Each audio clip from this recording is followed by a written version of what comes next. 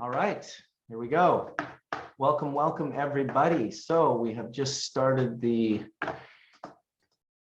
stream. I'm going to go over to the old stream and let them know that we are now live. That should do it. And now let's let the people in from the waiting room. Oh, thanks everyone for joining us today. Hash Church 4.0, episode 3.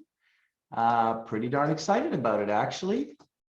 Got to give a shout out to Josh and Kelly for reaching out to me the other day and saying, let's do a Hash Church. We got all these incredible people that want to share their information. I want to thank everyone for being very patient and sitting in the room for the last 10 minutes. Alexandra, Rio, Lala Gardens, Dragonfly Earth Hello. Medicine, Duke Diamond in the house. Thank you all for your patience. It's been a while since I ran a Hash Church. Got my little buddy, the Lorax here, taking care of business with me. So all is good, and welcome all you beautiful smiling faces. We are live on YouTube. So. Nice. Good morning, family. Good morning, family. It's so awesome to see everybody. Duke, beautiful to see you. Especially nice to see you, Duke, because it's been so long. Yeah. Top of the morning to y'all, and it's really good seeing your smiling faces too. Y'all always are so happy and just awesome. You too, Mr. Bubble Man. Ain't seen you in a hot minute as well. You haven't aged a day. It's been too long. Well, I'm growing my gray beard, so it makes me feel more distinguished. Yeah, wise. You get the wise look, like you could do some wizard stuff or something, man. And Alexandra, how are you this morning? I love your beautiful background. Yeah. Yay. Can you tell us about that design? The earth right behind me. Yeah.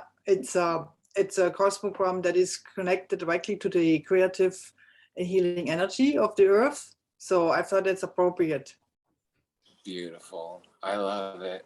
And Rio, it's nice to see you in your greenhouse right now. How's the weather there and how's it going? I know you've already been starting planting. It's nice to see you. Yes, we're up here at the farm today. We got our Wi-Fi set up and Katie's here with me. Awesome. Yeah, it's lovely. The weather's been beautiful, but it was like 80. There was a 50-degree swing days ago. It was 35 at night and then 85 in the daytime. So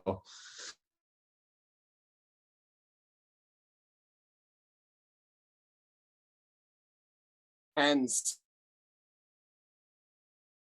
20 degrees. So kind of caught us off guard, definitely. yeah. So, oh shit. I thought it was a Cancer moon yesterday and we were supposed to plant.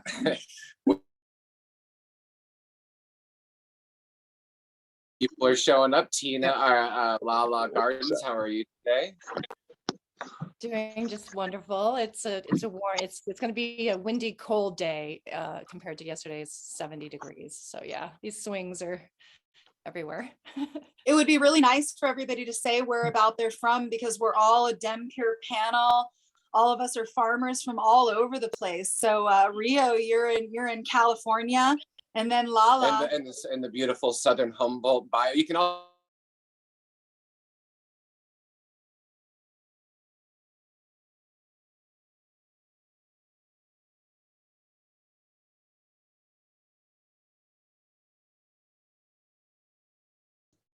This is my co-conspirator and girlfriend and plant Yay. Hey, Katie. expert, Hey. Katie. We don't have any charcoal. And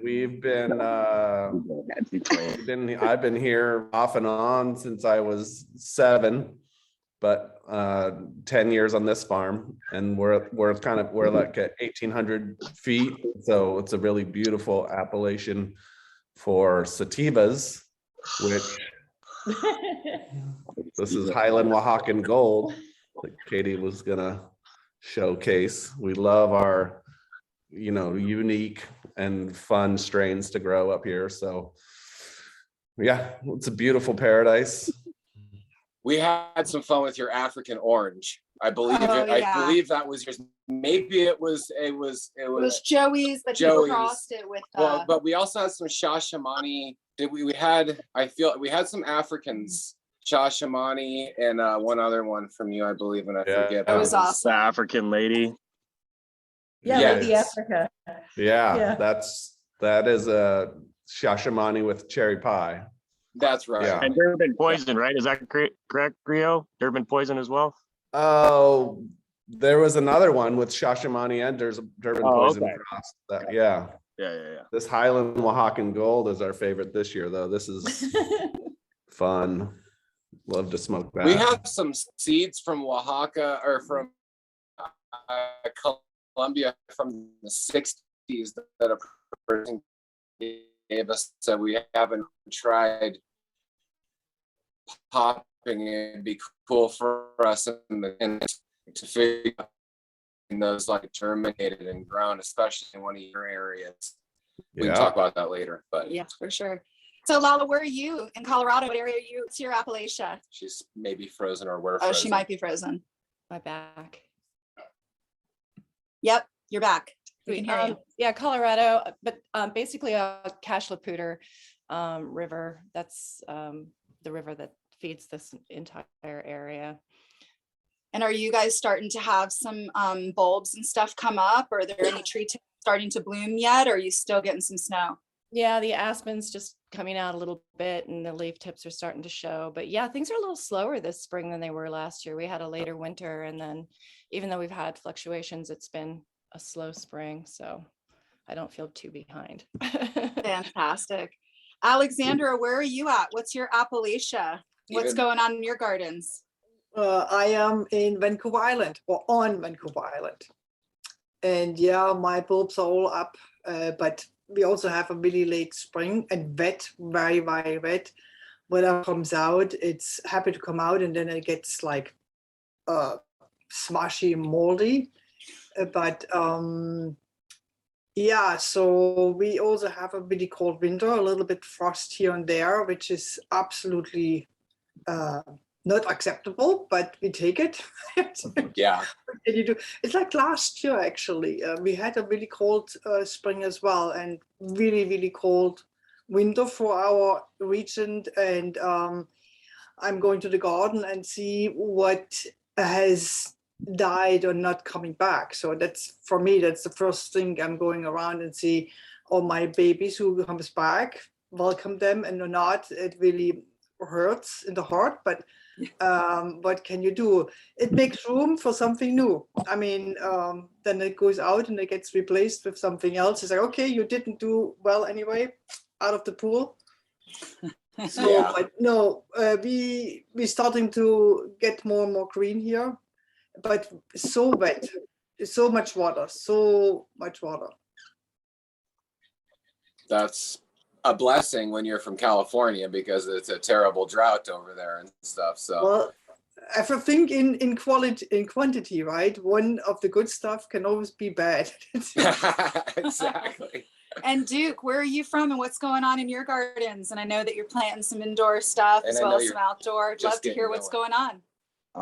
Oh man, so I'm back in Colorado, down southern part of the state, like San Luis Valley area.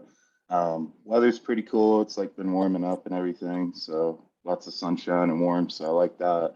And then yeah, getting cranking on the setting up the indoor, literally, starting from scratch. So we got the lights going up and everything, got the veg already kind of kicking, clients coming back in, little by little, and man, just really, really happy, and appreciate y'all so much, because you know what them babies gonna be eating on. Definitely some dragonfly earth medicine. That's right. What are some of the strains that you're going to be really excited to get back into? Because I think everyone's so stoked about Dominion seeds and Duke Diamond seeds and the skunks and all the stuff that you've created over the years. Huge ups to you for keeping it real for the family and the team. Just curious to hear what some of your thoughts are on the new varietals.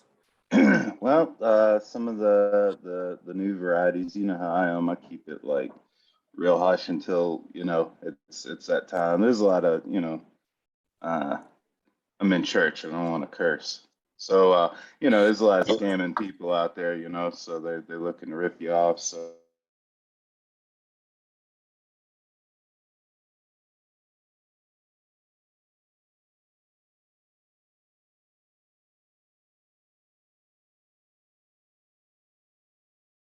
and stinky, you know. That's what's up. And I'll just shout you out one more time. When we were at the Emerald Cup and you had your booth in the inside there, you had definitely some of the most like ridiculous smelling weed at the show. So it was amazing, you know, smelling it. Everyone has good ganja, so it's not about that. Some of the stuff you had was insane. But So it is true to know that when you're at the Emerald Cup and then there's one person's pocket that stands out amongst everybody else's, it really was Duke. So I got to say, he was the one I could smell out of everybody at the Emerald Cup. So Duke, we've been running your varietals now ever since then. And we've been doing some crosses and some really great stuff with your stuff. So we cannot wait to get it back to you. We're really excited. Yeah. Y'all are first on the list. Get some of this new.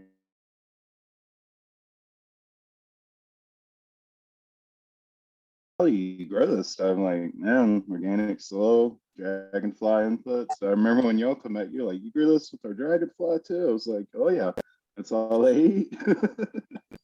And you have some special fermentation concoctions that we know about over the years too. So pretty cool. Oh, yeah. And it's definitely a love for the plant and an energy. So any of y'all out there who know this man, he's just one of the kindest souls and totally dedicated to the plant, as so many of us are here. That's why we're growing the fire. And I definitely say that about Rio. Rio, when I came out to your farm, everybody, that Shah Shamani, when we came out to your farm and we did that late night, you guys were trimming. And all of the smells of those incredible long flowering sativas are just like, I remember that night. Weed's still growing in January. I mean, that never happens and up here. So, you know, that's amazing. Bubble Man, what's happening on your land? I know you grew a lot of flowers and stuff last year. We got to get you some flowers. We were lame last year, but anyway. Got it for you this year. What's happening for you this year? Well, we just had 75 centimeters of snow fall on Whistler Mountain about 4 or 5 days ago. So, am I frozen? No, we hear you. 75 centimeters. Yeah. 75 centimeters fell, yeah. So like, I'm in the same boat. There's lots of water coming down the mountain right now. It's pretty intense. All my bulbs are up for sure. We have an acre here in Lions Bay. So we have a pretty incredible garden with all sorts of different wildflowers and edibles and things like that. So yeah, excited to see how the season goes. Not sure if I'm frozen again. Sounds about right.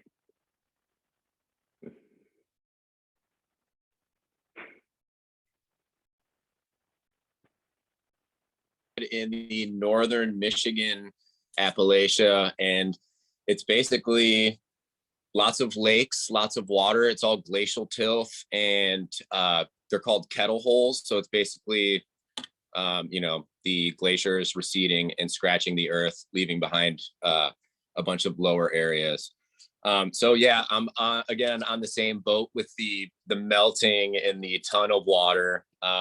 But it seems like a lot of my mounds are kind of drying out faster. The sun's hitting them, the water's kind of pouring aside, and there's some action right at the tip of those points. So it's going pretty well over here. Awesome. We've been seeing some pictures and I know you're getting a lot of seeds in and everything. And you got any favorite varieties that you're putting in? I'm curious I'm running some stuff from Terp Wizard, who's another Michigan organic farmer and regen family, I would say. I'm running a couple of his varietals, again, stuff that I've saved from California from, the Swami days and everything like that, from hanging with Swami and all of that. But mostly I'm kind of open right now. I haven't really thought about popping too much stuff because I'm a little bit, probably a month out from that kind of time frame, but yeah, it's starting to come down the pipeline. And you traditionally do, and I say traditional, but like you like to do on your land, start them a little later and have a smaller depth in the back. Is that correct? Are you going to do that again this year? Yep, I do. Well, I try to dry farm, so I don't irrigate my stuff up there at all. It's all rainwater. So I set up my hoop. I plant small plants a little bit later into their holes. I dig a hole and then bury a bunch of carbon and plant inside there. And that seems to hold enough water to keep the plants happy throughout the year. They're small, easy to manage, and I don't end up covering them until super late into the season, mostly just to keep the rain off of like the finishing nugs. But this year I might try to do a little bit different, supplement with extra water to try to get slightly larger plants. Give thanks. But we'll see how it goes. Nice when it's always. It seems like the whole state of Michigan could be a dry farm state because there's so much water all around. Oh, easily. Yeah. Oh, easily, for sure. And I mean, it's one of those things where it's as soon as you kind of find out about it, this was, or 3 seasons ago was my first season kind of doing hugel cannabis cultivation. And it's remarkable how well that works here, specifically in catching all of that water. And, I would walk up to my hoop houses past the orchard, everything's raging. I turned the corner thinking that they'd like, some water, and they just never really asked for it. So I was like, fine. Seriously. I'll tell a story later because we're going to introduce people about that. But that's pretty amazing what water retention and can happen in the hugels. Give thanks to Noble and Tamara and the family and the children and Sierra and everyone there on the farm down making things happen on the Regen camp. Yeah. So y'all tell us where you're from and what's going on there. What's your Appalachia? Tell us something. You go ahead, Tamara. All right. Well, we're in Lake County, in California, and down here, hey, baby. We got little Emmy. Down here it's really hot. Like we are the last 3 years I've started noticing it's just gotten hotter and hotter, where I've started having to grow like in desert conditions. And because it just gets so hot in the summer. And this last year I planted a month behind when I was like usually on my target goal, whereas like by the end of May all my veggies and all my medicinals are in and stuff. It was too late. It was so hot this past year. So we're just kind of having to speed up a lot of our planting and learning how to like really going underneath trees and any kind of shade that we can do, and creating more natural shade. So that's kind of like our appellation now. And we're excited to work with like a lot more sativas as well, because we know we can do those long-term, those, long flowering plants out here. And I've had them go until I think the longest one I ever mid-January, and I finally cut it.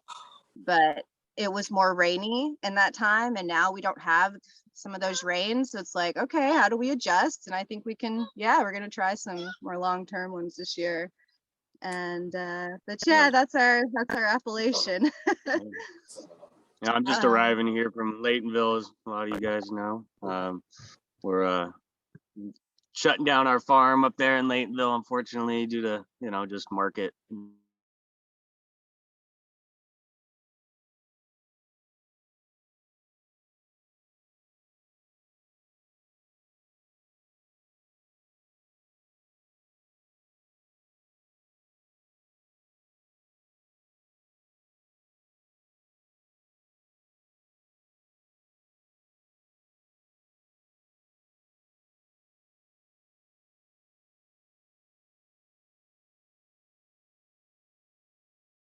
Really excited. But yeah, we're regrouping. Regrouping us too, because I've been in licensing and trying to do this since 2016 when it like first all like came about, and I was in talks with our county. And this last year I kind of had this like meltdown because I was like, I've got PTSD from thinking about permits and licensing, and like I just can't do it right now. We're gonna do the hemp farm this year, and we're just all decided, you know what, let's just take a year and breathe. And we're building the medicinal garden, and we're doing commercial herbs, which we need for the products for Heal Thyself Gardens. And we're excited about that. Sierra, she's loves her coffee. She's, the most intensive barista. It's like hard to take her to coffee shops because she's like, But I know very she's picky. amazing, about like the detail of like quality and making sure the beans were, sourced properly and, they're roasted properly and all those kind of things. So she had the idea of starting up a coffee cart, and we're going to do some trips down Central and South America and go and talk to some of these different farms and do some sourcing and really trying to help out some of these, more regenerative coffee farmers and help push them in that direction. Maybe even do some consulting and stuff like that, so we could be able to bring back beans and start roasting here and start setting up a mobile coffee truck, a big 20-foot trailer with a big deck on it and all kinds of reading material and regenerative foam. Push the message of how important sourcing, products from the right people is. So, yeah, that's a whole new mission that I think that she's going to thrive at, and so I've been helping her out and we're getting that going. We have a buddy building a beautiful trailer right now, and I feel like we can integrate that with like the events and really, plant that seed about true organics, not just Nice. organic, but true organics. So And Nice. true regenerative, Yeah. styles, which which is great. And then we just had newly have a regenerative pure farmer in Argentina, Awesome. Rodrigo, and all the links to all the farmers are on dempurefarms.com, and we do keep that part up to date. But Rodrigo is really beautiful. And I just Yeah, wanted to say, yeah, go ahead. yeah, I just wanted to say that here we are, cannabis farmers. We've been playing these games. We've been playing a lot of papers. We've been pushing a tremendous amount of licensing. We've been pushing a tremendous amount of money. There was a time when legacy farmers in California, Oregon, Washington, BC, Colorado were able to feed their families, were able to keep homestead, were able to put in crops every year. And now through legalization, basically it's the idea of legalization is to take out those legacy farmers, to take us out right in front of our face. And I don't want to, sugarcoat it or anything. I don't want to make it sound like, oh, well, we've got some place here. And up here in Canada, a lot of the micro growers, I know Shay is going to be talking here. He's on Rosebud Farm, talk about pushing papers and everything that we're trying to do for legalization up here. But what we're really starting to realize is that when things become legalized with the federal government, when things become legalized with a province or a state, that means that it's more up for big corporate man and the big corporate entity to take over. So the reason why Dem Pure is Dem Pure is because we're here to support each other. We're all on the same page with regenerative community, regenerative values, regenerative, growing practices. And here's a perfect example at Heal Thyself and Noble and Tamara. Noble wasn't able to maybe keep his farm, and a lot of other people aren't, but we have this beautiful connection of these people, of real people in the world. We're world. not just marketing gimmicks, we're the actual blood behind, the. And a lot of you all who are listening out here on YouTube, you're looking at the faces of some legacy growers who have been in this business for, 30 plus years and counting. And all of us have been bringing you all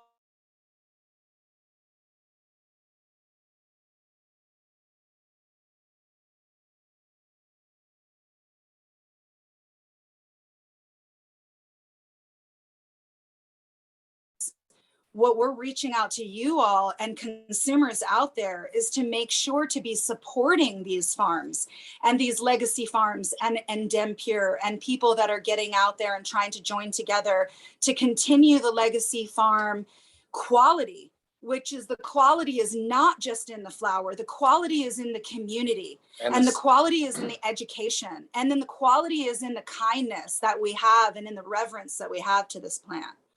And that's a perfect segue. Craig, you've been through so much having to do with all this too. Let's hear from Craig. Where's your Appalachia? Maybe talk about your beautiful partner, Melanie, and the work that she's been doing. Just, we love you. Alpenglow Farms. Hey, thank you. Good morning to everybody. And thank you, Marcus, for opening up your house and sharing this space with us. Yeah, we sure appreciate you and everything you've done to support us through the process. And as to where we are, if you look between Rio and Katie through that rectangle tall window, that is precisely where Katie is pointing, where my farm is. That mountain is called Reed Mountain, and it is historic, known locally as Weed Mountain. It's one of the taller peaks right outside of Garberville, and has every single one of those ridge lines has legacy historic grows that have been up there for 30, 40, maybe even some 50 years. You walk those ridge lines, you're going to find some water line. You're going to see some boards nailed to trees where pots were grown in the trees. Like it's pretty much ground zero, Southern Humboldt. You've got, Salmon Creek, Reed Mountain, and some of these other little micro communities. But we're about 11 miles as a crow flies from the ocean. And we are at the confluence of two rivers, the South Fork of the Eel and the East Branch of the South Fork. The confluence is right there. So we get this really nice air exchange at least twice a day, where the valleys will pull in the ocean fog, but we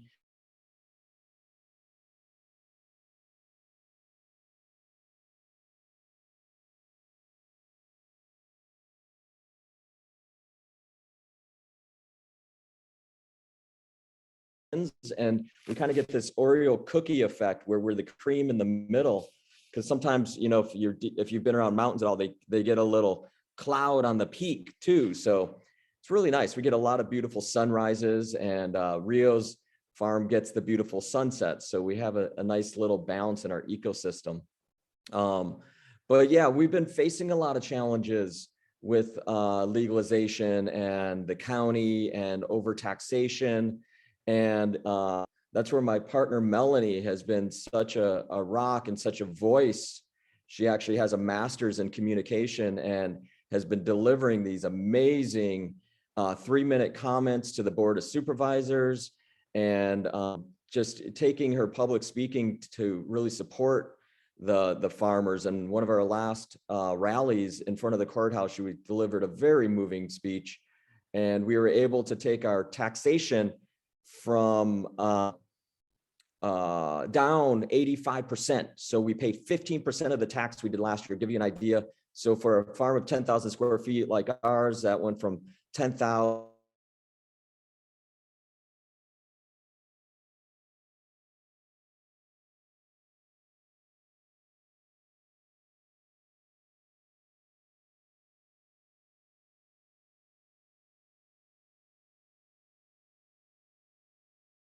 to legitimize our lives in the greater world, right? We knew who we were, and we were legitimately conducting good business and parts of our community, and paying taxes.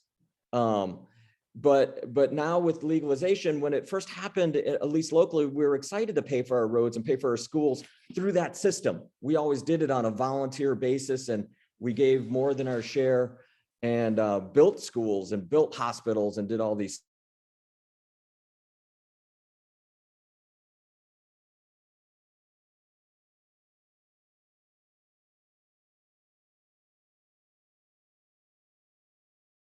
federal, like it was just phenomenal, like, and overbearing. And the way California built out their supply chain, they built it such a fractured line so no one could really participate in all features. And that fractured supply chain is really part of the demise of the entire California system. You need a permit, a separate permit to do anything. For me to drive a plant off my property, to move a plant from my light dep to my full term, that takes another license. Like, it's crazy. So we're working hard to push on that. Melanie's been a big help with all that. And our entire community is really working forward to with all that. So I appreciate everyone here today. And, everyone has a unique skill and unique strength. And together, we're really able to pull something together that can support each other. So I appreciate you all. Thank you. Awesome, Craig. Yeah, I think that inevitably we're going to get into the conversation today on, how we can support each other. A lot of countries now are starting to come into legalization. they're going to be dealing with a lot of this licensing. They're going to be looking at exactly what we've been dealing with, and they're going to see the straight up takeover of legacy farmers, of legacy growers as well, breeders. So I feel like we can really be offering them education forward on how we can join together so that really doesn't happen. And we're going to a cannabis summit in Kelowna next weekend. I think it's next weekend, and it's going to be a real policy type summit where we're going to be, you know, creating new laws and new verbiage for maybe creating a new license and just working on the federal licensing up here in Canada. So I would say in Kelowna, which is in British Columbia, for those of you who don't know, is a big cannabis summit we're going to be speaking at and involved in, along with First Nations groups from British Columbia and Canada, which they have the ability to form their own laws, which I think is really powerful. And so do they. Just a matter of education. So these panels are part of that education. Everyone talking about what they're working on in their jurisdiction. You know, big love to Martin in Ireland. There's people in Ireland, all over Europe, having a lot of, you know, hard times right now. So we want to big people up and make them feel like they're on the right path and help, you know, people know that, you know, there's people behind you, you know, that support you. And then that really leads us on to Shay. You're fighting the good fight. Last year's crop was totally unbelievable. Rosebud Farms just becoming DemPure certified. We're so excited. Love to hear where you're at in your Appalachia and a little bit about what's going on. Just want to say also, please mention something about the Unicorn Cup, because we're all super, super stoked about the Unicorn Cup. Like, mark it on your calendars. The Unicorn Cup's the bomb. It is most beautiful property ever. Go ahead, So Shay. Shay's our newest DEM Pure farmer in British Columbia in our area of the Kootenays. Blessed love. Thanks, guys. Thanks for that nice introduction. A lot of love, much love for everybody on this panel. I appreciate the invite, for the opportunity to learn from a lot of you guys over the years. So it's pretty cool to be sitting here next to you. Yeah, we're regenerative cannabis producers near Nelson, not too far from Argenta, where you guys are. We're a LP or a standard. We're probably the smallest standard is really. But here with a really small canopy for micro, it's 200 meters. It's extremely hard to be profitable at those numbers. So we felt we had not much choice but to go LP or standard. Yeah, Rosebud Lake, as you mentioned, is where we are. We're in this magical, beautiful ecosystem. Sort of a wildlife reserve on one side and crown land surrounding. It's a real wildlife corridor. Beautiful, everything from loons and eagles and wolves and all that sort of stuff. So it's a really balanced, really diversity, healthy ecosystem. So what a great place to do regenerative cannabis production. I think if a synthetic operation moved in here, it would really have a negative impact.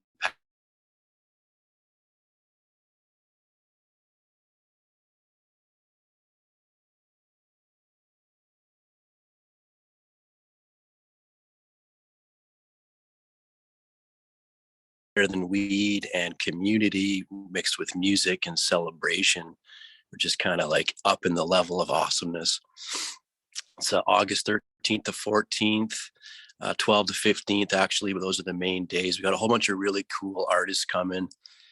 Some pretty big headliners that I can't quite tell you about yet, but I'm really excited for you to hear about them. Do a mix of electronic music, but not just that. We have like acoustic and vocals and a lot of other things. Yeah, we're really expanding this year. 500 people expected. The judges, we do a comparison. There is not a clear permit yet for a straightforward cannabis cup in Canada yet. So what we do is an educational event. And part of that educational event is a cannabis comparison where we'll rate cannabis and have people in the know like Kevin Jodery and Josh and Kelly educate the consumers on what makes good cannabis. And then we just have a great time, a great party, awesome camping all on the lake. It's a really, really epic thing. So I hope to see everybody there that can make it across the border, that is. And if you're local, we hope to get you there too.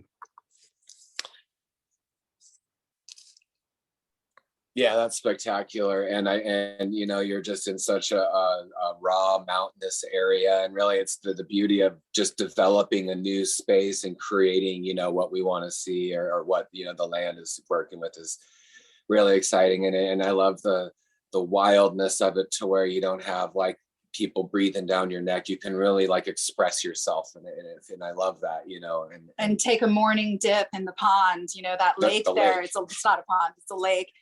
And it is just so amazing to be able to go to a festival and have a beautiful lake that you can just dive into. And we're really going to be working on a whole zone at Unicorn Cup that's going to be a regenerative dem pure camping area zone. And we're going to be having just campfire sessions going and education from dem pure farmers. Pretty much, you know, morning break for cocoa and spliffs and bong hits and all of that until late into the night. And last year we had an incredible time. Shay, you really put on something amazing for us. And it was sort of the last time that we had been social with people. So we've been holding it close to our hearts. And lots of demonstrations, everything from wild crafting to building, you know, forest gardens, to washing hash, to freeze drying, to tinctures, to topicals. Like, how do you want to survive? It's a self-reliant cannabis plant medicine festival. Everything goes. We're trying to create an open atmosphere in one of the most oppressive cities on earth. We live in one of the most oppressive societies on earth. Crazy. But we're free because we live in the mountains and we live on the land. That's the message. Consider moving out to the country, living on the land, or working on a community garden in the city, or a lot in your suburb, or an area where you can connect to the earth, because that's where you're going to have some buffer from the madness. And it's also your point of health. Or if all you can do is work and you can't do that, and you're really caught up in the system and you're on a whole nother path, you can go and spend all of your money at the farmers markets where all of those people are doing regenerative stuff. So then that is you supporting it. So whether you are planting your own regenerative garden or you're supporting other regenerative farmers, you're still part of the regenerative movement. It starts from the very beginning. So, and I guess, you know, here we are, Tara Lee, here you know, it'd be great. You've been starting your backyard garden. We've been talking to you a little bit, and love to know your Appalachia and sort of what kind of things have been going on, you know, in your backyard and in your zone and area. What are you going to put in this year?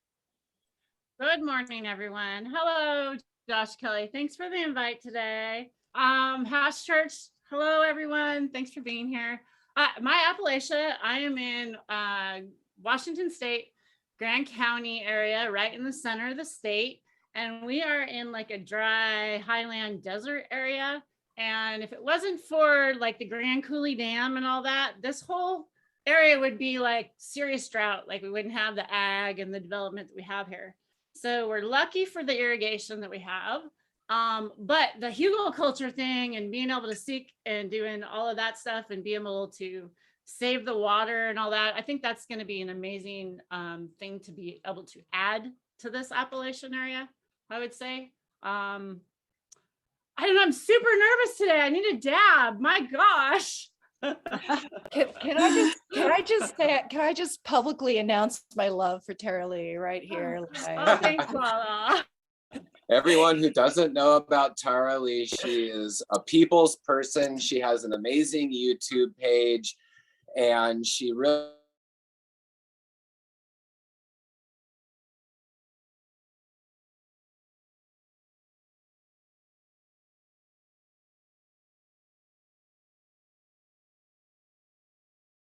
blessing. And so she lives every day in that spirit of being thankful for life. And also been really up, you know, talking up community gardens with community, making it really easy for people to tackle a yard that only has grass on it, even if it's a 10 by 10, a 2 by 2, even if it's just a pot. So she's in it every day trying to really educate people the ways on really easy gardening, so that when they pick that tomato, and it may be the one and only tomato that they grew in their backyard, it may be the highlight day of their entire life. And that is what it's all about. And that's what this education from Dempure farmers, also to be a Dempure farmer, part of the agreements that we agree upon is not only to live our moral compass in our regenerative practices on our own, but that we're continuously educating people.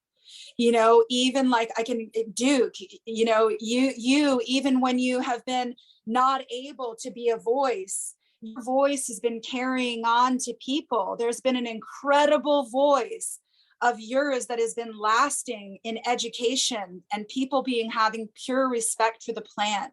Your name coming up so many times because of that resonant love and that resonant education that you give so freely. I mean, Alexandra, the same thing. You know, Terry. You and Terry have been bringing an incredible spirituality to this plant. So, and it brings education. Your page is incredibly informative too. I love the way that you share your gardening story along with everyone, and your approach to it, I feel, is what I'm really attracted to. It's really beautiful. And I think we just wanted to roll into just some really amazing regenerative tips, whether it be community tips, whether it be gardening tips, anything that you all have been doing that have been really making waves. And Rio and Katie, I'd love to hear from you all. And everyone can talk amongst themselves. Like, and let's just roll this out now that we've introduced everybody.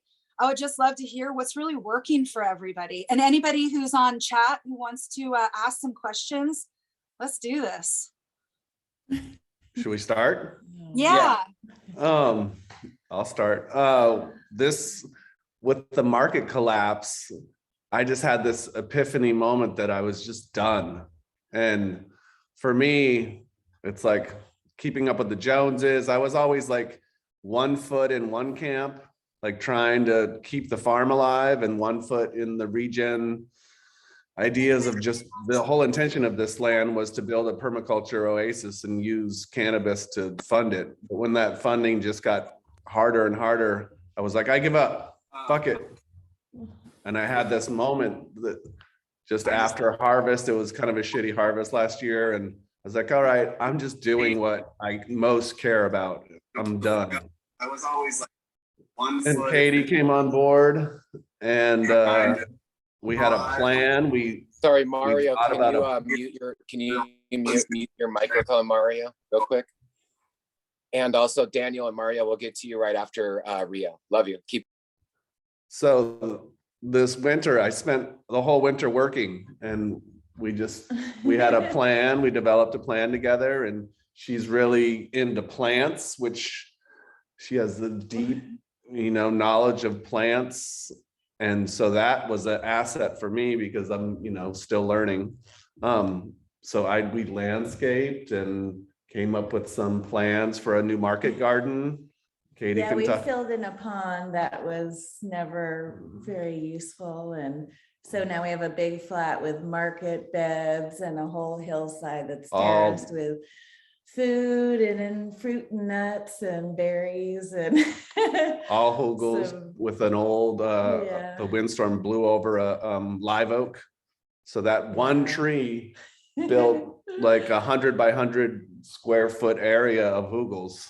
So we're just making it super spongy and absorbent, so anything that flows down just catches. And then we have a big cannabis patch under there where we get to do a lot of fun sativas and things. It's a great spot. The cover crop is really abundant. Yeah. And we developed a nut and berry hugel, like a hedgerow. Yeah, hedgerow. With service berries. And Lizzie, Richard's girlfriend, is becoming the elderberry queen of Humboldt. So with the elderberries. Craig just came over and got some yesterday, and we're doing elderberries as an alternative crop. And everyone's committed to the right thing right now. It's And really we've been beautiful. mixing our own soil for the nursery mix. Instead of bringing in bags this year, we borrowed a cement mixer from Craig and have been just making Clackamas Coots recipe for soil and using a soil blocker, so we don't have to use plastic containers. So we're just soil blocking everything. And getting in the Jadam and Yeah. ferments. Katie's got IMO 3 now. Yeah. We're about to get the IMO 4 going. LAPs And inoculations. I know our soil's lacking in a little bit of fungal bacterial activity, so the cover crop looks good. Now we're bringing in the compost and building And the, spin shiitake logs from our friend Mike, who's a mushroom cultivator. And so he's just got, bringing the dump trailer. It's amazing. He's so beautiful compost.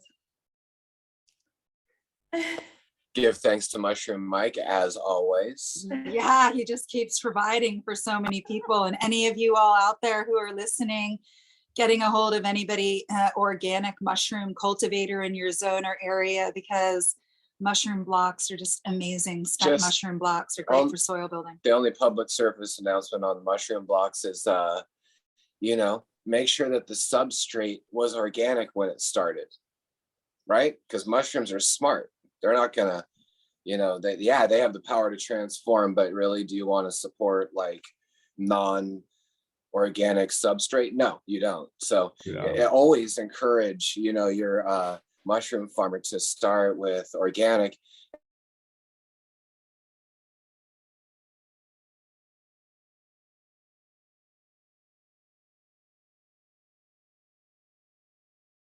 Glyphosate is not just used in the agriculture industry or the cut flower industry. It's in the forests, and they're killing berries like service berries, which I like to call sarvis berries because my last name's Sarvis. But the Saskatoon berry, if you're in Canada, superfood. But anyway, it's the huckleberries, all these berries that supposedly get in the way of tree growth. And I have, this thing like everyone's, anyway, there's a lot to that. But so big love to you guys on diversifying. We've been doing soil blockers too, but I've been just digging up the soil out of my garden and mixing a little compost in it and just using garden soil for the soil blockers. Yeah, we have. Because really, I want the seed to wake up and know my garden right away, rather than some foreign, like made soil type thing. That's just our thought process on it. So we're just like, seed wakes up, radical root comes out. They're like, whoa.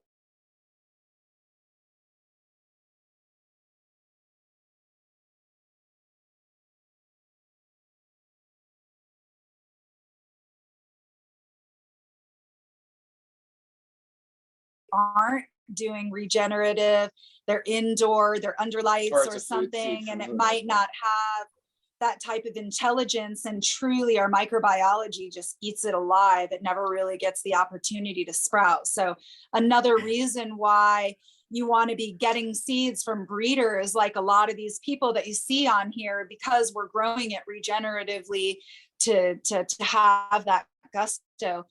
Lala, what kind of things? Oh, wait, we're going to move down here just super quick because Daniel came on. And best friend. And best friend farm. And maybe Mario is still there. And or I maybe think Mario. I'm not sure, but Daniel, it's nice to see you. Heart Rock Mountain. Where are you? What's your Appellation? What's the weather like? How are your children? Yeah. Your beautiful children. Yeah.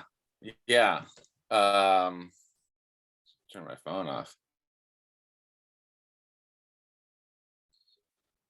Can you hear me? I think it might have. Yeah, so I'm in eastern Potter Valley in the Middle Mountain Appellation. I'm almost to Lake County. We're in Potter Valley, and even in our little region here, we're in a little banana belt at like between 23 and 2,500 feet. You go down 500 feet and it's colder. You go up 500 feet, it's colder. It's my dad settled there, kind of the end of the road, and it turned out to be like a nice little microclimate for growing, breeding cannabis. We also can, get stuff to go in a hoop in January. I harvest like my last seed run. I start autoflowers in the fall and harvest them in like the middle of winter. And occasionally you have to run like a couple of nights of heat when it gets down to like 20 for a couple of nights, but it's rare where we're at. The babies are doing good. Yeah, number 3, I'm definitely sleep deprived. I'm not drinking. I just have 3 small children, you know, because the brain, it definitely doesn't work like I want it to work. And I lose a lot of things there.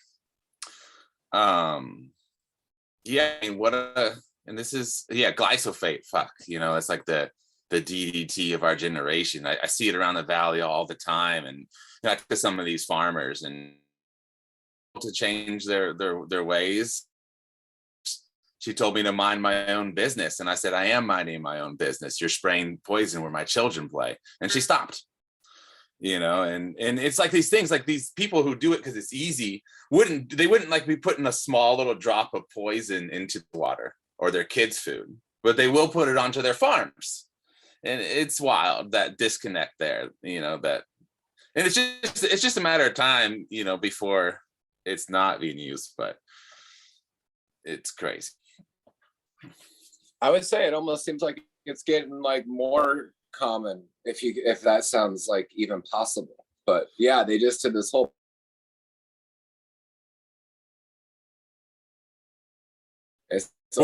maybe because it's like a household's kind of stopped doing in Cal because it's banned, so it's got to go somewhere else, you know. It's like, there you go. That's what it is. What are we gonna do with all these war chemicals? Oh, I don't know. Let's sell them to farmers. Yeah, let's put it in the food.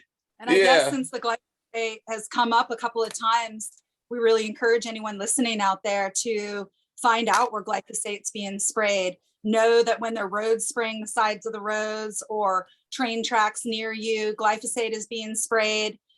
Really get educated on glyphosate, because the real problems with glyphosate is not necessarily in your soil. Yes, it's huge because soil is the very beginnings of life, and it holds the very valuable microbiology, which holds, you know, valuable life forms for plants to be able to grow, but also for our own microbiome to be able to be healthy. Our genome. And our genome. And these type of chemicals actually attack our DNA along with our microbiology, which changes the way that our health and well-being is defined, well, you know, now and into the future. So we would recommend glyphosate, incredibly important. In the advance.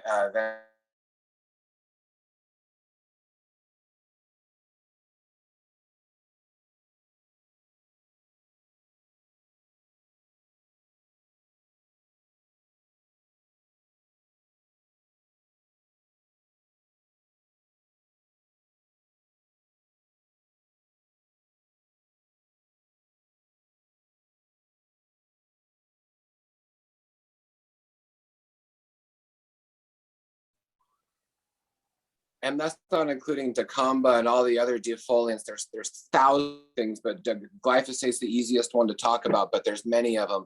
So our recommendation is, when building indoor gardens, either ask the company that you're getting those leafy products from, or test it yourself.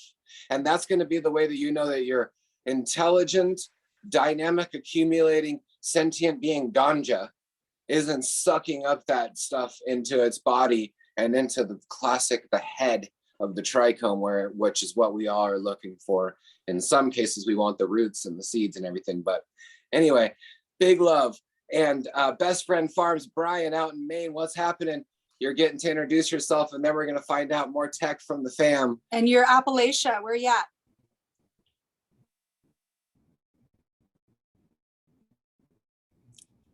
We can't hear you. Hi there. There we go. I guess.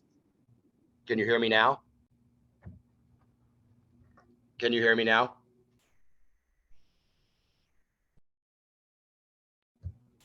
Hey, yes, so we can. I'm up in the foothills. Okay, sorry. I'm in the foothills of Maine. I'm at about 600 feet, nestled between the Atlantic and the White Mountains, I guess. And yeah, so plentiful water. I think there's 14, like 14 or 15 lakes and ponds in this town. So it's kind of, you know, a lot of hills among water. And yeah, we're just starting to open up with the snow's all gone, and we get really good sun here. So I get great exposure. It's more of a southeast sweep, I think, which is really good for Maine. I bring up too because of the frost potential in the late season and the dew. So if you get an earlier burn off and exposure to the sunrise, southeast side of the hill kind of thing here. So that's where I sit. And you're making really incredible hash, you know, too. And what are some of the maybe some of the new varietals you're excited for this year? Yeah, actually, we're making hash all the time, and I'm just like been constantly breeding to try to find the best hash making plants. So we're focused on traditional form, but we're getting some pretty greasy, good air dried traditional stuff out there, and you know, kind of following the ways of Frenchie with the same form and enjoying it. And then yeah, I've been doing a ton of breeding. I just went back to my gas mask clone mom with a bunch of more like fruit forward gas back stuff here. So some cherry chem and some pineapple fields for additions to the gas mask. And I actually cracked some Dominion seeds. I see Duke Diamond. So I got a friend gifted me some Dominion G and some local skunk. So the local skunk went in first. So yeah, I'm stoked about those. And I got some AK Bean Brains gear going too. The same friend gifted me some nice stuff. Yeah, I got some super skunk over there from, you know, and crossed with a black domina. I'm really excited about it. I got some Cough BX1 with Dave Pope's help, I believe, right in with Relic, I believe is behind it. So I've got some Cough, which I've been really, really hoping to get back into. Classic stuff. And kind of going for it with some really cool genetic stuff this year. I've even been talking to Colin from Vessel Life, and we're planning some interesting breeding projects here on the farm, which will tie in some more, I guess, landrace types. Even some Moroccan and some Nepalese have been brought up to bring back into some lines here, in theory, that are producing really good hash, and go in with some more landrace hash-oriented genetics to see what it kind of mixes up. And yeah, so.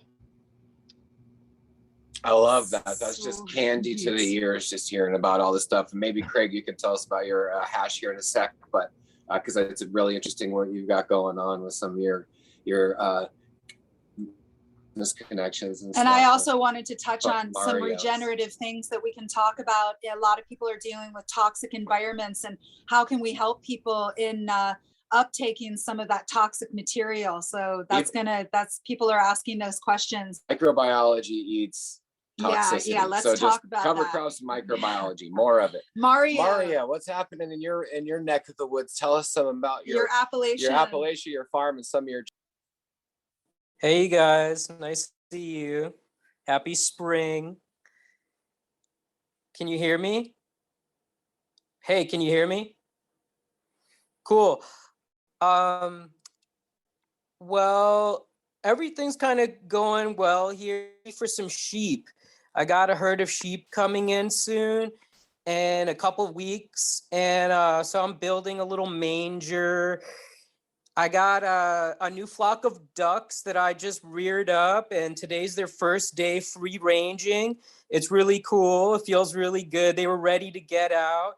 I got some Muscovies. If you guys don't know about those, they're awesome. And I kind of like read about them and thought that they would be awesome, but now that I'm like actually holding one compared to like other domestic duck breeds, their structure is so much stronger, like their bone structure and muscular, and their nails are sharper, they fly, they forage better. They're like the ultimate homestead duck. I'm so stoked on those. So I feel like all the ducks here are going to be Muscovies eventually. Are those the running ducks? What's up? Are those the running ducks that like don't need the water as much? Or No, ducks. They're a totally different type of duck. In fact, it's kind of like a horse and a donkey. Like if a horse and a donkey have a baby, it's a mule, but it's infertile. So if a Muscovy and a regular duck have babies, they're infertile too. They're not compatible that way. So anyway, you either got the Muscovies or you got the other ones. I'm all about the Muscovies right now. Yeah, the farm's at 1,300 feet. I'm here in Willits, right in the middle of Mendocino, about 45 minutes from the coast in the foothills. Flat land in the valley. I've got a really nice exposure and great water. I've been on this site for 8 years now, and from the moment I got here, I kind of like did a permaculture design of like a livestock laneway around the whole place, and then planted accordingly to feed livestock as they pass through. And I haven't had livestock until except for like ducks until this season with the sheep coming in. So I'm pretty excited. It's a huge transition happening right now. I'm thinking just as much about that kind of stuff as I am of the herb, because it's really about like being able to like sustain like a certain lifestyle and live in this place that we love to live and pay the bills. So right now the herb isn't really paying the bills. So I'm like staying as fluid and flexible as possible, diversifying. And one of the things that I'm really focused on is building alternate income streams with existing infrastructure. Like how many like returns can I get from that 2-inch line that's running through my field? Or what kind of resources do I have on the land that I can like kind of like do as little as possible to get return from, and keep it all like fertile and abundant and keep the fertility on site as much as possible, so I'm giving a lot of thought to that kind of stuff.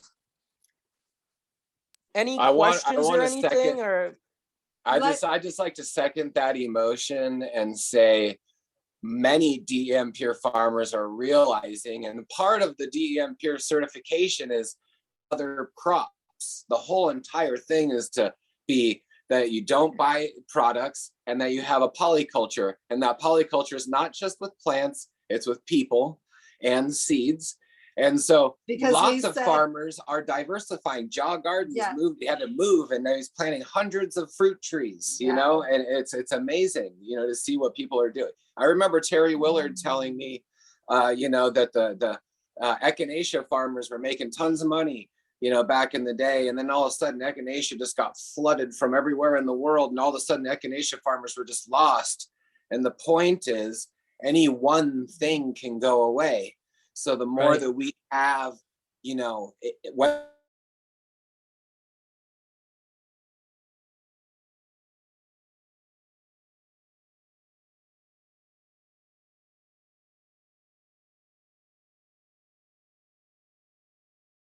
products as tertiary products, as quadriary products, whatever, cinquitary. I don't know where I'm going, but we're having a lot of those.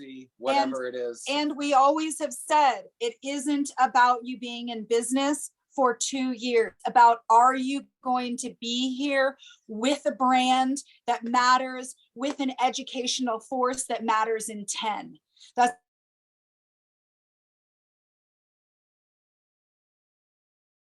something isn't making money, we're going to go to something else. So I'd love to hear from everybody. What are you diversifying with that's going to keep you here? What's working for you?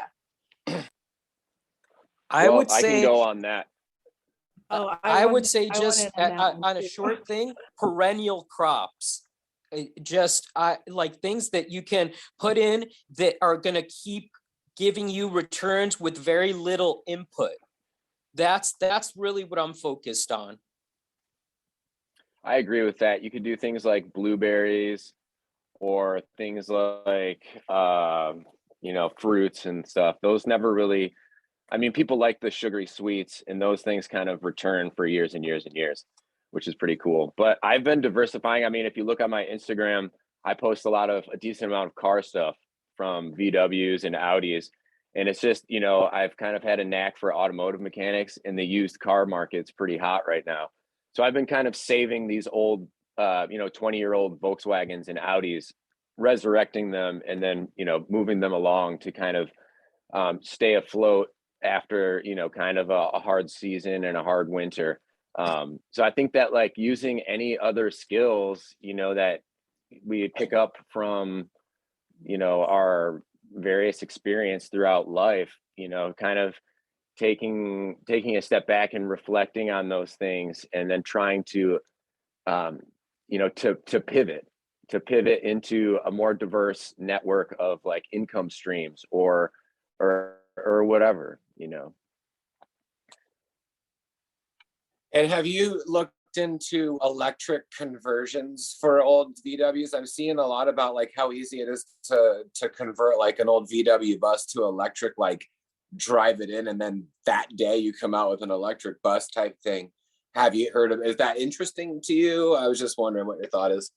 And then we'll move on. You can definitely do that. That is, like, that's definitely doable. But with my infrastructure here at the cabin, I have very rudimentary electricity, and I don't have, like, a garage. I have one structure on my land, and it's pretty much the room that I'm sitting in right now.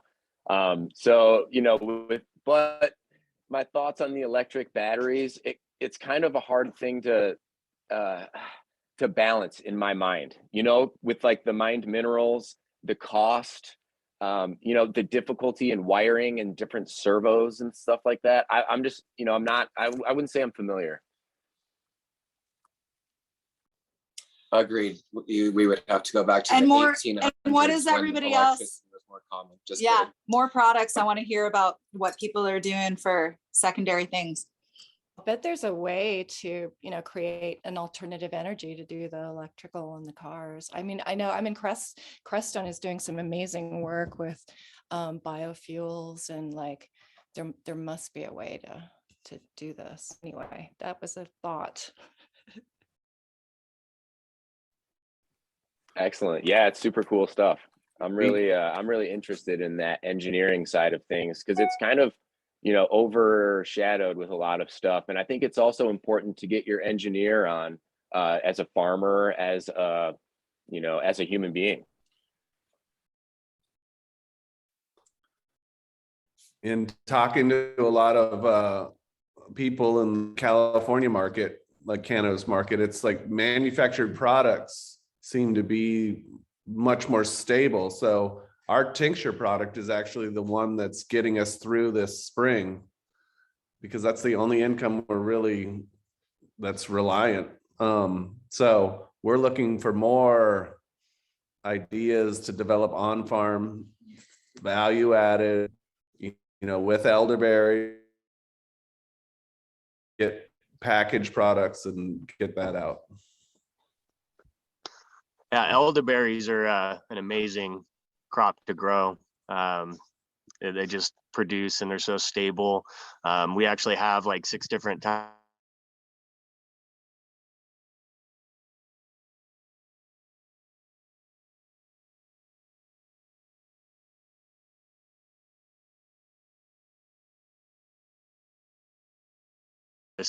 Tropic farming years ago, and ever since he did, I've been going down so many rabbit holes on creating these, and it's similar to what we've all been talking about with regenerative farming and all that, but it's really using biomimicry.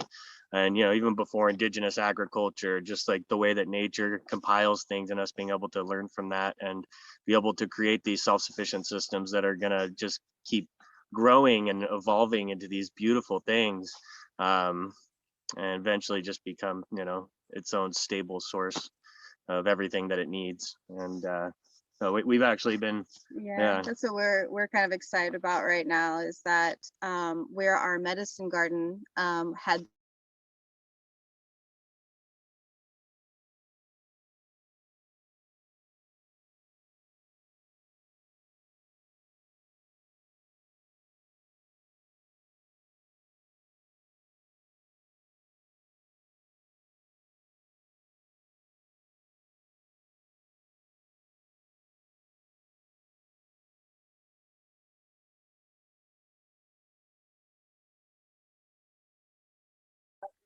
understory perennial. and elderberries are a big part of that. Yeah, Elderberries, and then some other just really easy ones to kind of get goji, down. things that are drought resistant, things that could be Mhm. able to create shade layers, so other things could be able to get established and grow through into, a more stable canopy. And Where we just have continuous different crops coming Mhm. up.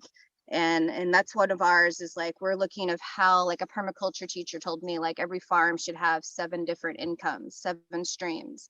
So I've been trying to work towards that for a while, and now with us all like combining forces, there's 4 SDM farmers out here. I'm real excited about, we all Yeah. have different ideas and figuring out our different paths, and we're all aligned. But it's like, what we really love is the Centropic is going to be able to provide all my commercial herbs, but then also we'll either have hemp or cannabis in it this next year. We'll have tree layers, burdock, yeah, lots of burdock, ashwagandhas, these ones that I need a lot of for the products. And then we and then also all different can, kinds of pollinators and coreopsis and dianthus. And yeah, yeah. we have Do you guys have a top 3 like perennial berry list that you could kind of shout out right now? Because I'm looking to plant like 3 more different types. I've got the previous Cape owner of this gooseberry. homestead had what's that? Cape gooseberry.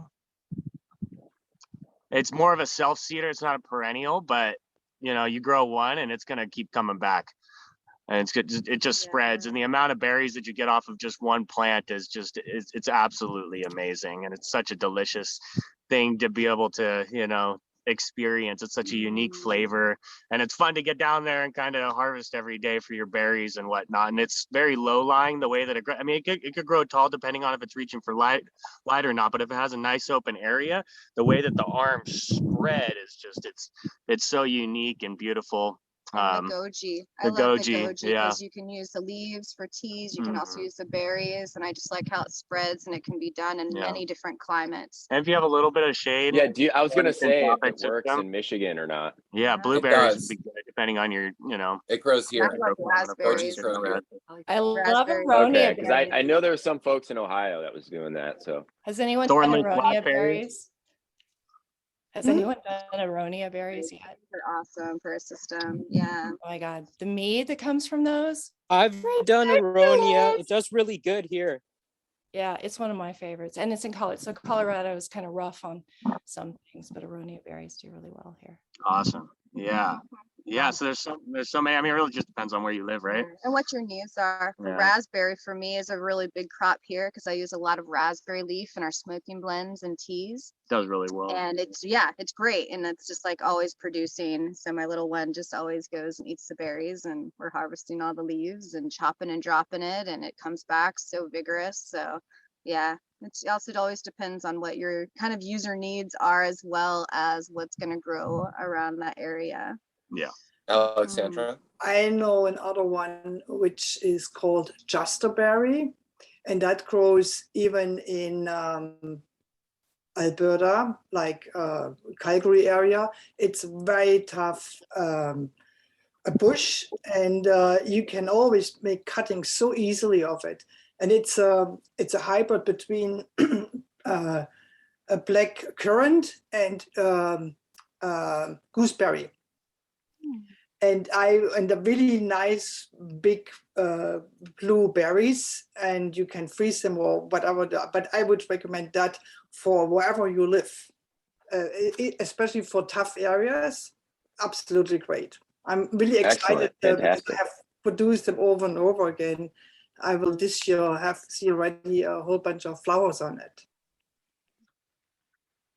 Oh, beautiful. Perfect. Well, I have that written down. Should Nice. One share, more we that should figure out a way to share all these resources, like a little bit, you know, we let's have it as create- on, we have it.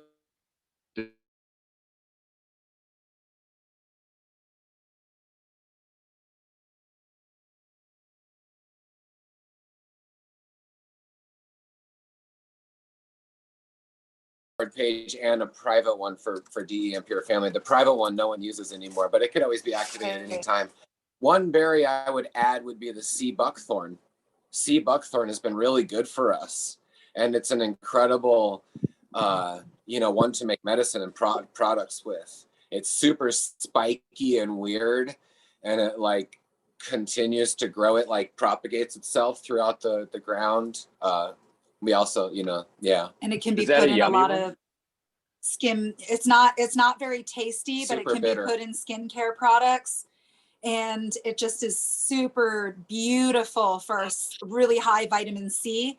So anybody out there who has the freeze dryers or they do dehydration at all, they're just really amazing to grind up and put in for vitamin C. And also I would add one more, the Haskap berry, which is, I believe it's Japanese. I may be wrong about that, but it's like a blueberry, but it blooms super early. It's like, actually from the honeysuckle family. there you go. And it was created up here off of a hybrid honeysuckle in the Calgary area. So it's actually northern, and it just continues to go and go. The only problem with it, Birds love it.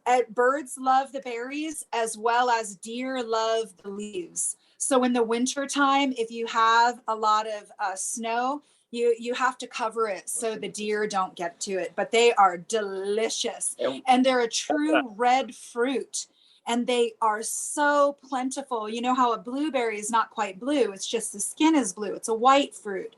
But this is red on the outside and red all the way through. So when you work with it and you eat it, it's just so red.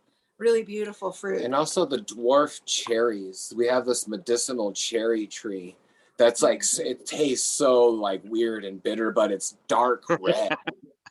and so I these think little, I've seen those in Hawaii somewhere. Maybe not though. I don't know. Lala, please put these in the chat on the YouTube for people. That would be great, because I know people are asking, and So Marcus you have- bailed to go bring his buddy to a friend's house. little Tanner for some skating. You have to be a moderator in YouTube. Like you have to have a blue mod wrench to be able to put links in that chat.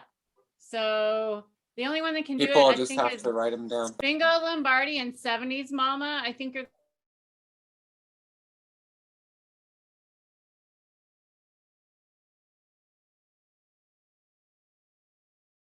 Or, those were some great ideas with perennials and with berries, because they're great on the market. Anybody else has been doing some amazing things for some secondary income? I wanted to also say like different deer resistant crops and things like that to be able to do bordering around your plants and things that are really drought resistant, that can, like different aloes and things like that, and being able to use that as you could sell it as an input or use it for your farm. I mean, the amount of oxygen that you're able to get out of it is absolutely amazing. If you're reproducing, and you could sell them.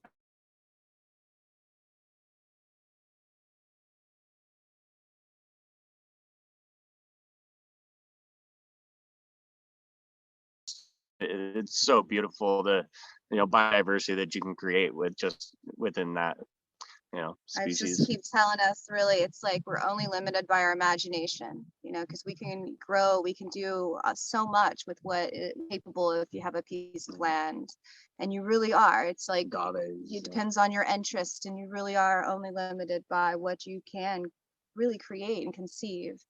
And that's when we smoking a joint really great. It comes in, you can go sit in your garden and ideas just come and flow. And like one of ours is right now our other income source, and that we are really loving is teaching. We are doing some education. We have another class coming up on April 16th. We have a fun weekend that we're going to do because it's Easter weekend. And So we're going to do a in-depth class of like full on going into all the inputs we use for the year of liquid fertilizers, how to make them, the herbal solutions, seed blocks, biochar, lab cultures. And then we're going to end it with a lot of DEM farmer talks, and then some celebration with music and dancing and getting up the next day doing some ganja yoga. And then we're going to do some adult and kid Easter egg hunts. But it's going to be a fun weekend. But this is one thing that we are really enjoying doing is events. And in May, we have a sesh coming up, a private event where we're able to do, you know, a lot of different things underneath that and allow people to gather and come together. And this is something that's just really dear to our hearts right now, and that we're really enjoying creating these fun places for us all to gather and stay in a safe way, and also be able to help ourselves make money right now and our farms survive. And so that's one of our important fun things that we're doing. We have a lot like that we are creating right now that we're going to keep close, but just know, like on our land here, we're going to be opening it up soon to classes and workshops and private events and healing and courses, and, you know, whatever our imagination kind of comes up with, and that we all, you know, are aligned. So. And Tamara has some amazing products that she makes there. I have like half a dozen of them on my shelves, and she was sweet enough to send Molly some postpartum stuff. And yeah, she does amazing value-added products. Yeah, I mean, and one of the things I that agree with you, Daniel. I've tried some of the skincare. I love them. Thank you. and that elixir that the echinacea one, yeah, it's CBD, so good. I mean, this is why I went legal. You know, just genetics. You know, I remember when Prop 64 passed, and I looked at what we could do. I called my dad up. I was like, Dad, we got to do it. They're going to let us flower out 5K square foot for seed production. Like, we've been waiting our whole lives for this. The rest has been a total shit show. And, you know, the whole time. And yeah, that's my, you know, I've been packing some seeds up right now. I do it at night. I do it in the winter. It's definitely my part-time job that became the only money that I really saw this winter. You know, was from seed sales, and it, you know, without that, I would have had to, you know, gone to for somebody else to get through the winter. And yeah, it's been such a blessing, and I'm converting some of the farm to a little more seed production.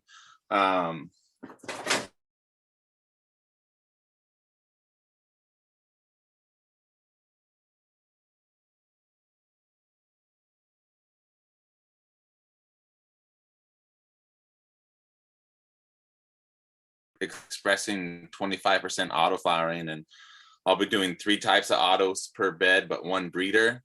And if I'm successful, I'll make 120 new auto flower hybrids. And I'm excited. I'm growing some haze from Noble, from Golden Fig Gardens. That's one of the ones that we're going there.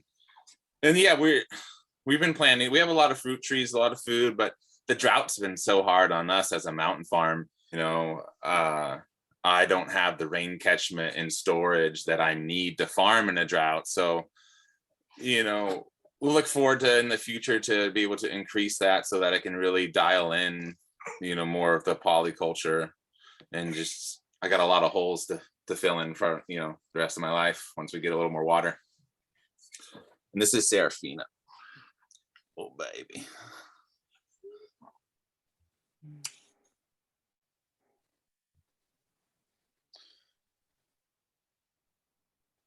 Jada, do you want to say something? I saw you coming in.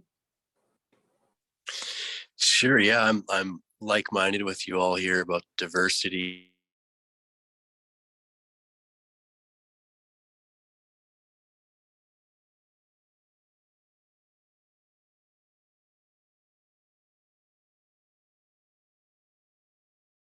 We do a lot of mushroom production. We got about 10,000 plugs going right now. Reishi, lion's mane, shiitake, and some big hugels. We did some land clearing, and so we made use of that lumber. It's about our big one we call the wall. It's about 150 feet and about 17 feet high. It's sort of a Sepp Holzer kind of takeoff, massive hugel bed. We do a lot of food production in that, mostly for our staff and ourselves at this point. The big idea, though, is to, here in Canada, if you can make 10,000 a year in traditional agriculture, because of course cannabis isn't considered agriculture for some crazy reason, then you can claim farm status.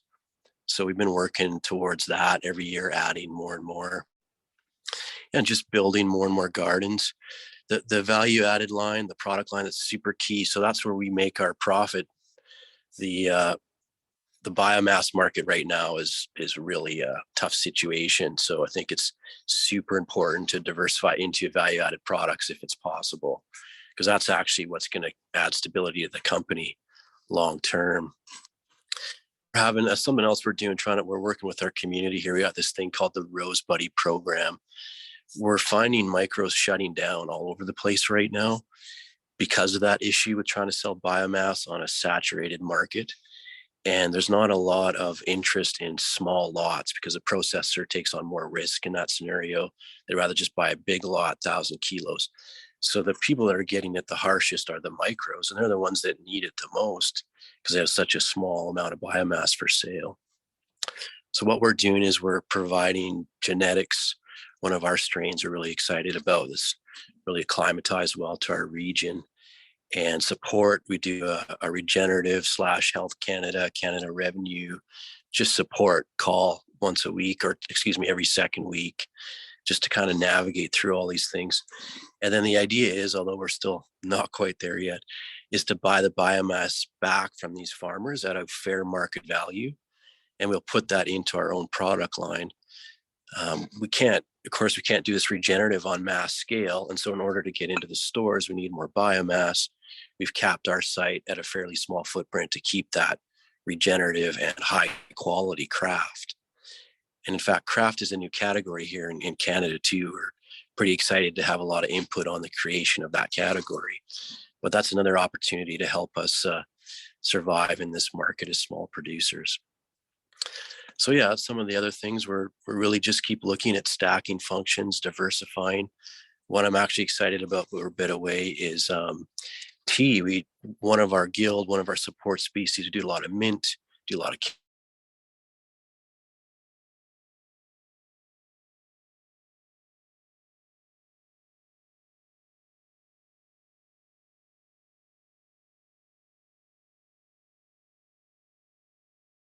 corporate.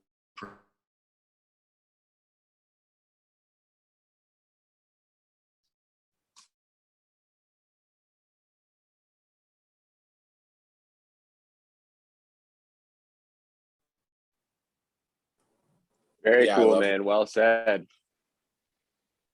Thanks, friends. I love it's important what you're doing up here, Shay, and people really appreciate you, and all the Rose Buddies are all, part of our family and stuff. Starting to be, and Pure Certified too. And I think that we'll probably do more of these hash churches with other Pure Certified farms that, aren't on here now, so they can tell their story as well. But I also think that some regen camps would be good at your spot, for this area, for British Columbia, because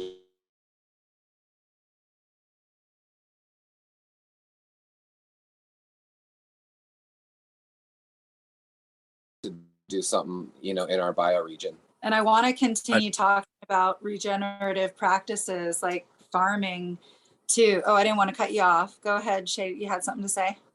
I'd just be all into that. Like, this diversity overlaps beyond our business, but into our community. And that's really the picture. Like, this plant is a power plant. It's super duper key and important, but it's just one plant, but it's part of a big closed loop system, which is our community, small and large, our world community. So if we can do things here to support people, to support themselves and support their community, just like regenerative classes, but food production and, all of the things and how they all connect together, body, mind, and soul, from meditation and how you take care of yourself to how you take care of your land and how you take care of your community. That's really what this is all about. And I'm super excited that we're all joining together and we have a beautiful place like where we live to demonstrate these things, to actually not just talk about them, but demonstrate them. And collectively, we all have our niches, we all have our powers, and we can show our 1 or 2 or 5 amazing things we've done that the next farm hasn't. But so collectively, we can decorate a better world pretty easy, in my opinion. I'm stoked to be part of that.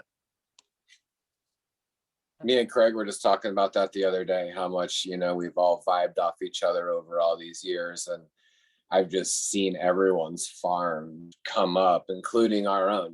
We've been doing this a long time and all that, 16 years now on this farm, a lot of bounty.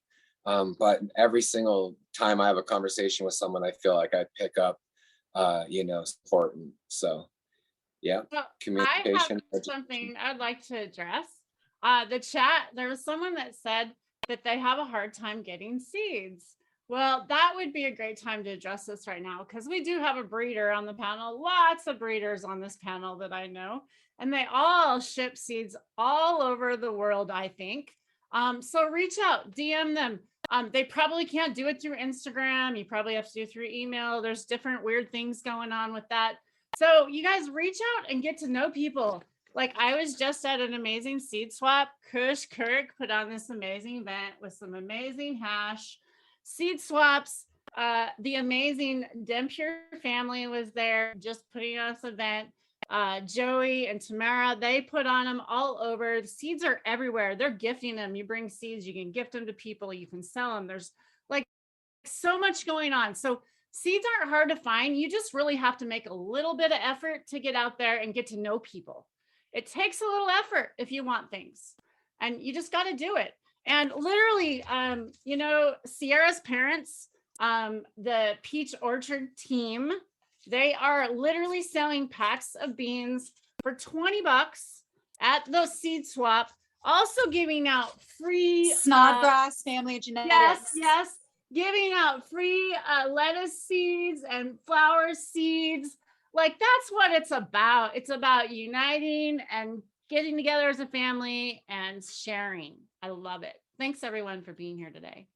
And like Duke said earlier, though, watch out for the scammers. There's so many scammers out there. Like, if you're following someone, look at the tag section on Instagram.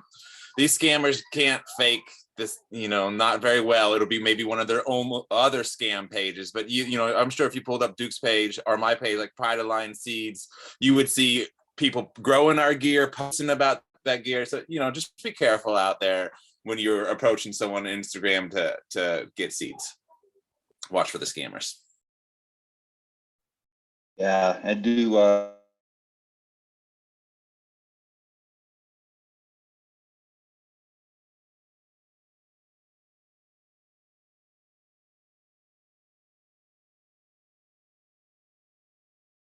Fly by night company, just putting A and B together, and here you go, here's C. They don't really care about your garden or anything else. They just want some money. So do your due diligence.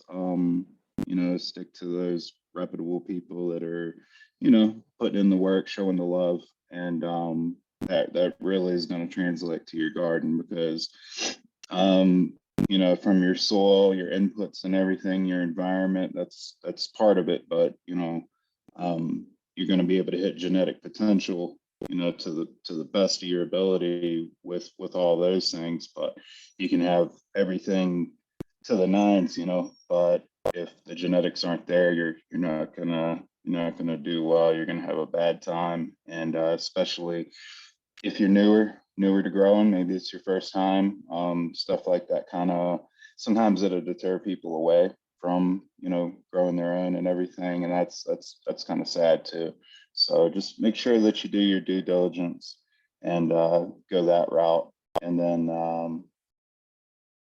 like we were just talking about, like your businesses, and certain people, it's their livelihood. Like, that's what they do for a living. It's not like, the guy's working wherever and at nighttime he just chucks seeds together and calls it good. There's people like myself, like that's what I do for a living. I got other things I do as well. I do a little bit of engineering, a little bit of design work for people if they need it, solar arrays, smart controllers, for greenhouses, like kind of like custom stuff like that. Also the educational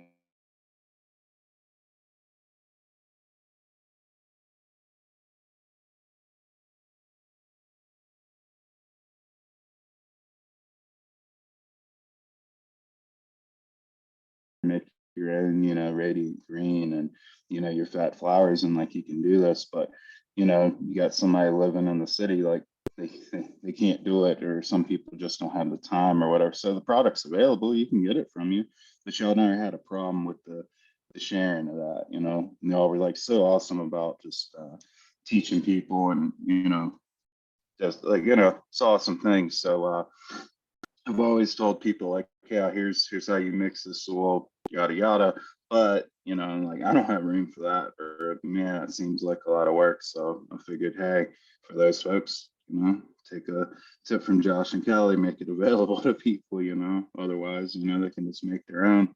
So that's kind of what I'm doing for my multiple revenue streams, like the savvy business folks say.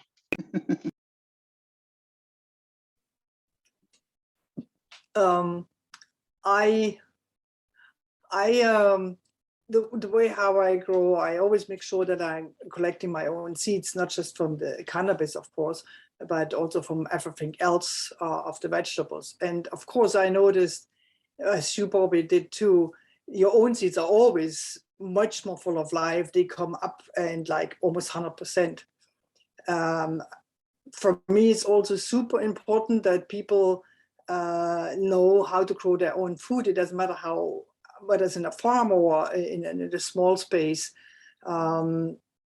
Years and years ago, I was told to make sure to educate people that they are growing their own food, because we will come to a point where that will be not available anymore. And we see that already, how it happened, whether it's now through the virus, what happened, but I also know it from my family in Germany, because of whatever happened in the Ukraine. Supplies are certainly not happening anymore. But also the nature itself tells already, it's a diversity, it's not only one thing. And in my many years of growing gardens, there's always something that doesn't turn out, and something else that turns out much better. The way of nature saying, hey, this year you need much more beets, or you need much more beans, blah, blah, blah. But what I wanted to ask you, do you have any experience of keeping your seeds long term? Are you including the cannabis, of course, but also other seeds? Are you just put them into cold storage, or do you have any experience with freezing the seeds? Yeah, absolutely. One thing that it was like a common mistake was people were starting to put things in a freezer way too early, right? There's still moisture there, and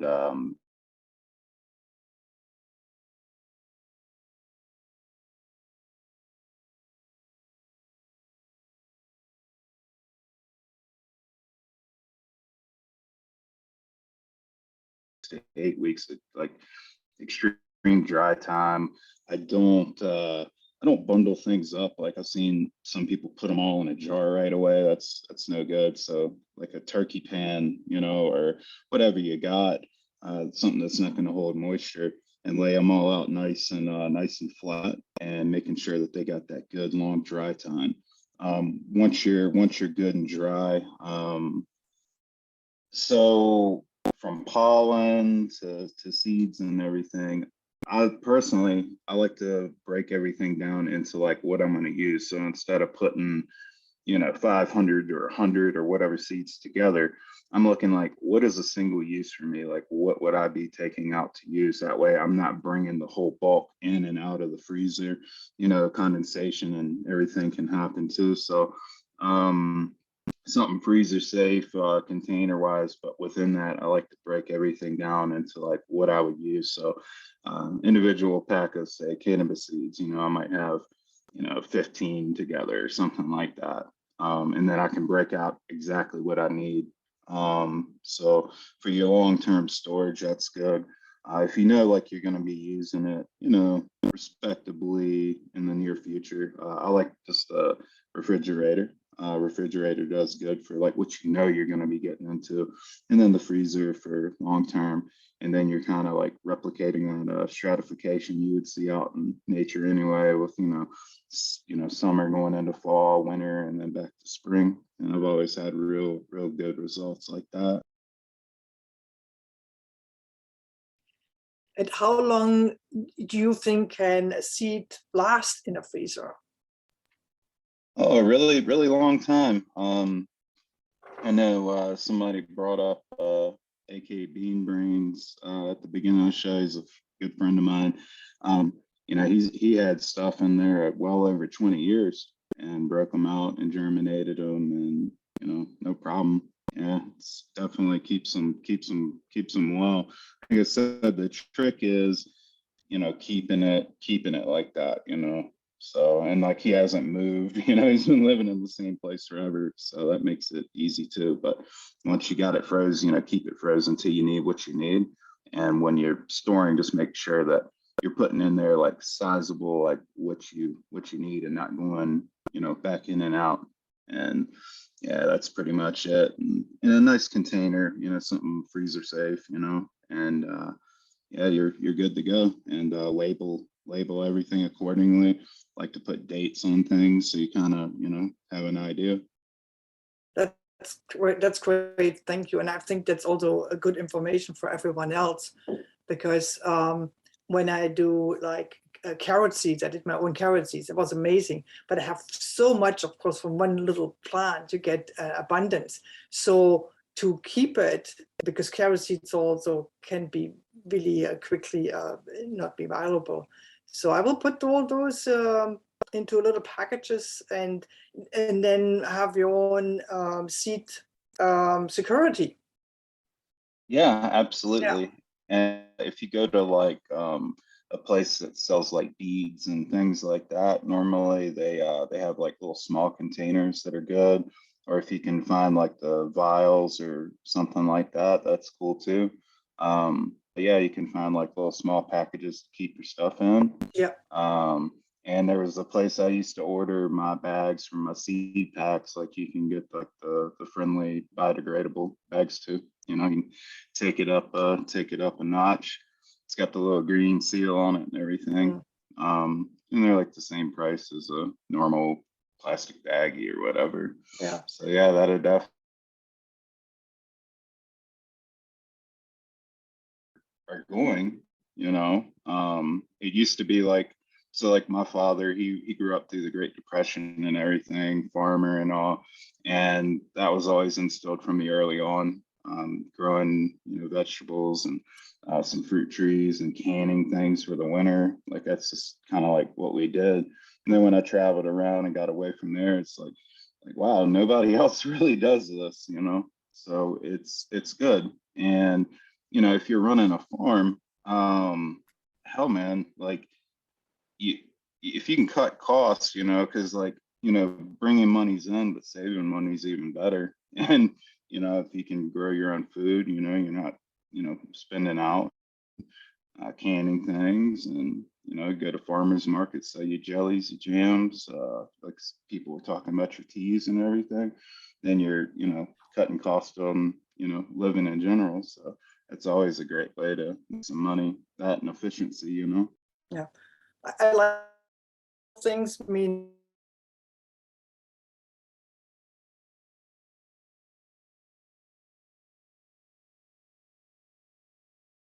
you put my seeds in there and write it on.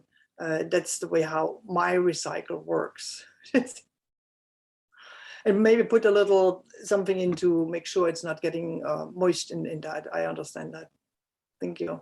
Nice. Katie and Rio, I saw you guys were wanting to say something, but Rio walked out. Katie, did you want to jump in? So I have a question, because someone asked in our chat here about freeze drying seeds. Like maybe that's a good topic to talk about. Does anybody know about that? No. Or no, don't freeze dry seeds. You can't freeze dry seeds. No, it makes them inviable. Mushroom spores, I think, is the only thing that you can like freeze dry and it'll live that I know of. Yeah. You just want to replicate what the plant is going to do in its ultimate optimal conditions, and for it to come back year after year, just like Duke was saying, you really want to dry that out. So I know for us, we've been doing some secondary things. We just got involved in all the Saturday markets. We've done Saturday markets in years past. And this year we decided that we were going to jump in and do all Saturday markets and get our crew on making sure to get, you know, our salads and some secondary product, you know, whatever we've got excess in the garden, because so much of it goes to our chickens, so much of it goes to our compost, that we really want to make a really concerted effort, because we also put away a lot. So because we have so much abundance, I also really want to talk to people who have abundance on their farms, is to let's start hooking up with people who can take it to market, because so much of it is just being composted. And there's a lot of youthful people that want to be involved in this regenerative culture. So, you know, people who want to get a hold of people who are growing foods and say, hey, if you all are wasting any, we'd like to come out once a week and get that to market or get it to the homeless. I know that everybody is seeing what's going on. We have more homeless people in North America, in the world, than ever. It is absolutely insane. And to know that regenerative farms have access, this is also where licensing just makes me so fucking pissed off. We used to is fear that there's cannabis that's even being like burned because it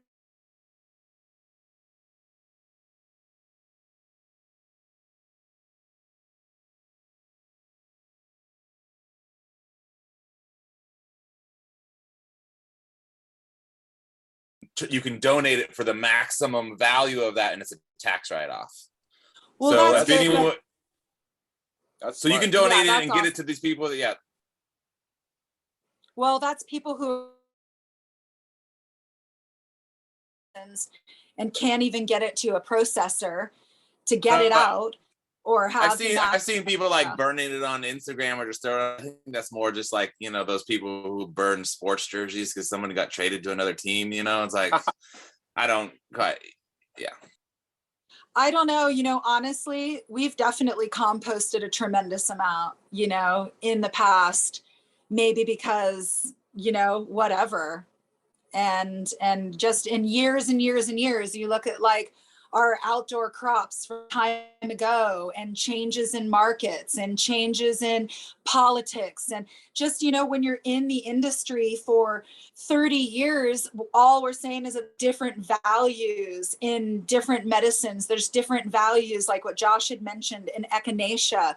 You know, if you put all of a sudden, maybe everybody is starting to grow blueberries, well, then the price of blueberries in your area goes down tremendously, and then you have to make a secondary product with those blueberries. So just really thinking outside of the box. And I think that's that what I mean. vinegars and alcohol are something that we could really look into making more of. I mean, vinegar is really easy to make, and it's a really useful extract for medicines. Even psychedelic mushrooms can be extracted with vinegars, and it's really healthy for you. It's a fermentation that lasts throughout the winter. You can clean with it. I think having your own still, what legalities, whatever, you know, having your own still makes all the sense in the world. You know, you're making your own alcohol, you're making your own tinctures, now you're making your own medicine. There's a reason why it was made illegal. It's too useful. Anything that's been made illegal, start learning about it. That's what you should be doing. Because there's the whole point is it's empowering you, and that's not what they want. So this is an empowerment section. Yeah. Learning how to make alcohol is very useful. And vinegar is like now, Josh now was saying, CNN's going to shrubs. take that one little clip. And Amazing. Like they already forgot about us. Don't worry. As long as we're talking about the ethers, I want to bring in the way I've been gardening the last year, just to kind of put a little bit of an icing on this lovely cake that we're fucking making together. Oh, no cussing in church. I'm sorry. I have been so I just want to say real quick, this is not that kind of church. So you can do whatever you want. And let's smoke some tokes. Because I don't remember taking hits at church either. So let's take some hits on that note. Go ahead, please. Oh my God.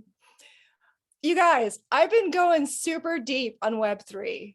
All right, I've got this like, not only do we have to shift value and add value and build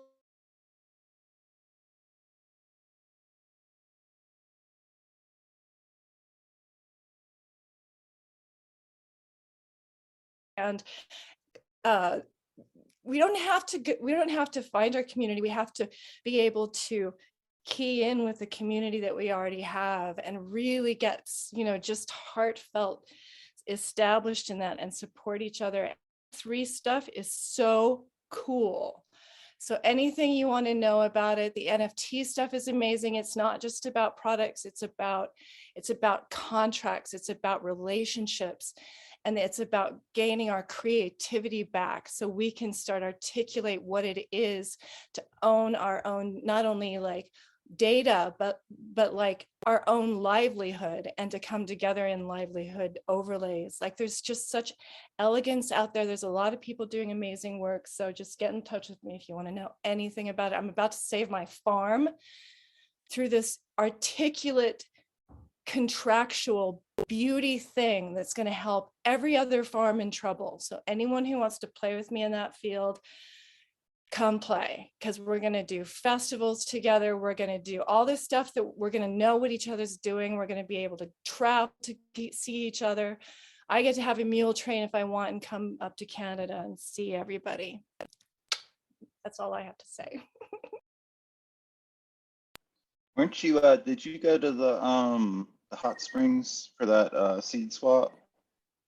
What was it, last weekend or weekend before? Oh, I haven't really ventured out. I've been stuck to my screen for a year, but meanwhile, the farm goes hard. and it's been Yeah, amazing. you said like you were out around Crestone, like off of Route 17.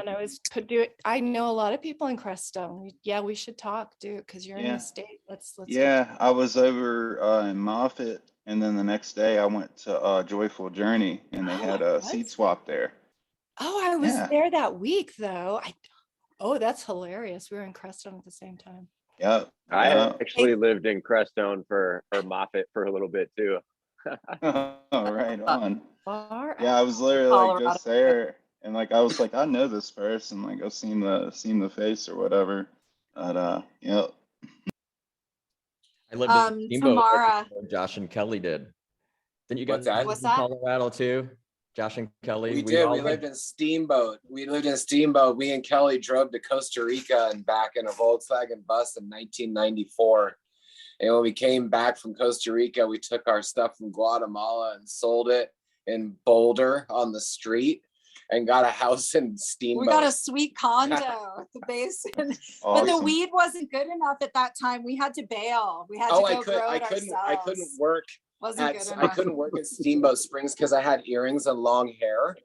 So at first, And they urine tested I us, tried but we putting my passed. hair up, earrings out, and I even passed the weed test because I did the niacin and a bunch of golden seal, and I passed the weed test. And then I was like, you know what? Fuck this. They're gonna see me with long hair afterwards, hire me. So I just did construction all year in 25 below weather. But we left because the weed wasn't that great then. We had to go. We used to call it the Rocky Mountain High. For some reason, it was all swag weed in Steamboat at the time. It was all Mexican. So we were sending out this purple Kush at the time from Southern Oregon, which was like the craziest purple, like Tara Lee's bright background. It was fuchsia purple when it was. I don't know if anyone remembers the purple from like the late 80s and 90s. I don't know why purple Kush, you don't really see it. The real purple in the same way. Kush. No one goes like, dude, check out my purple Kush. But back in the day, like that was some of the most skunky, gnarly shit in Southern Oregon. And we were sending it out to Colorado, and then it was just getting too crazy. So. But Craig, were you in Steamboat? Where were you at in Colorado? Yeah, I was in Steamboat in 92 to 94. So I left right before you guys got there. And yeah, the herb was all right. There was a couple folks that had a little something going on and produced some decent herb, but for the most part, it was garbage. Steamboat was more about blow back then. It was kind of crazy what type of town it was. And the kind of the gray cloud that would hang over it because of that. Right. But yeah, I'm glad Colorado got the herb scene figured out a little bit better for the sake of the population in all these rural mountain towns. It's not easy to grow cannabis here. It's not easy to grow anything in Colorado, to be perfectly honest.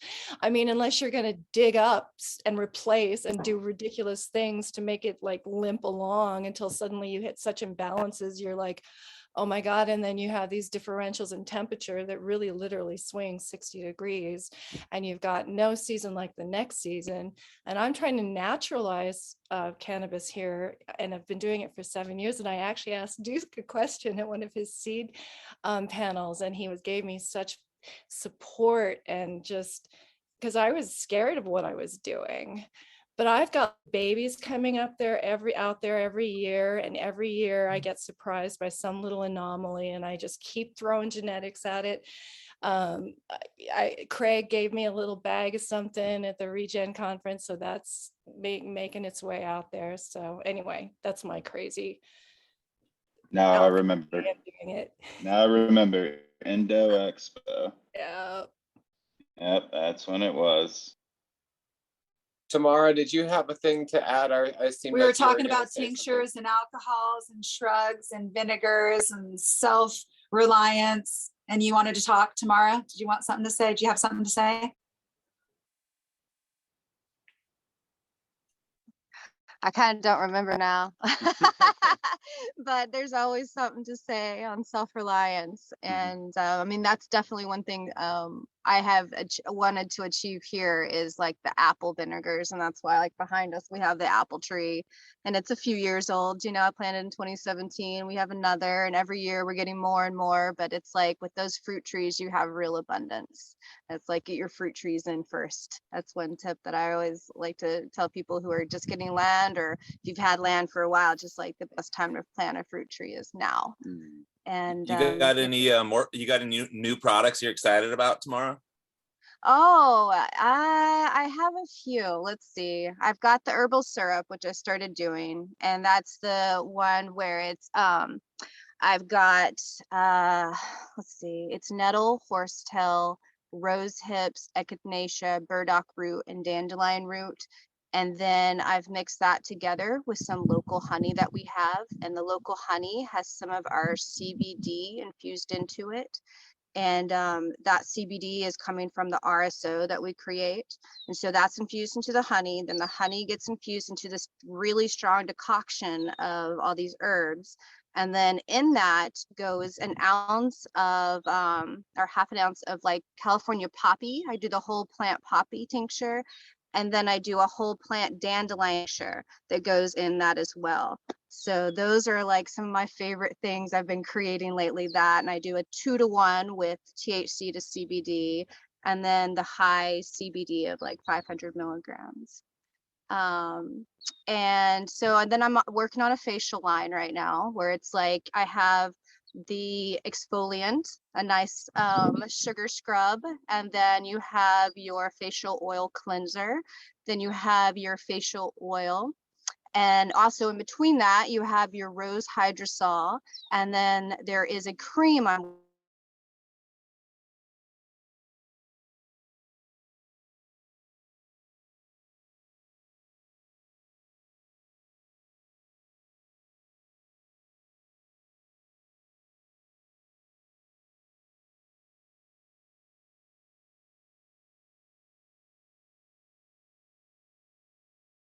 So those are what I really enjoy playing with, and created Heal Thyself Gardens product line to be able to expand as I expand and grow and add products with it.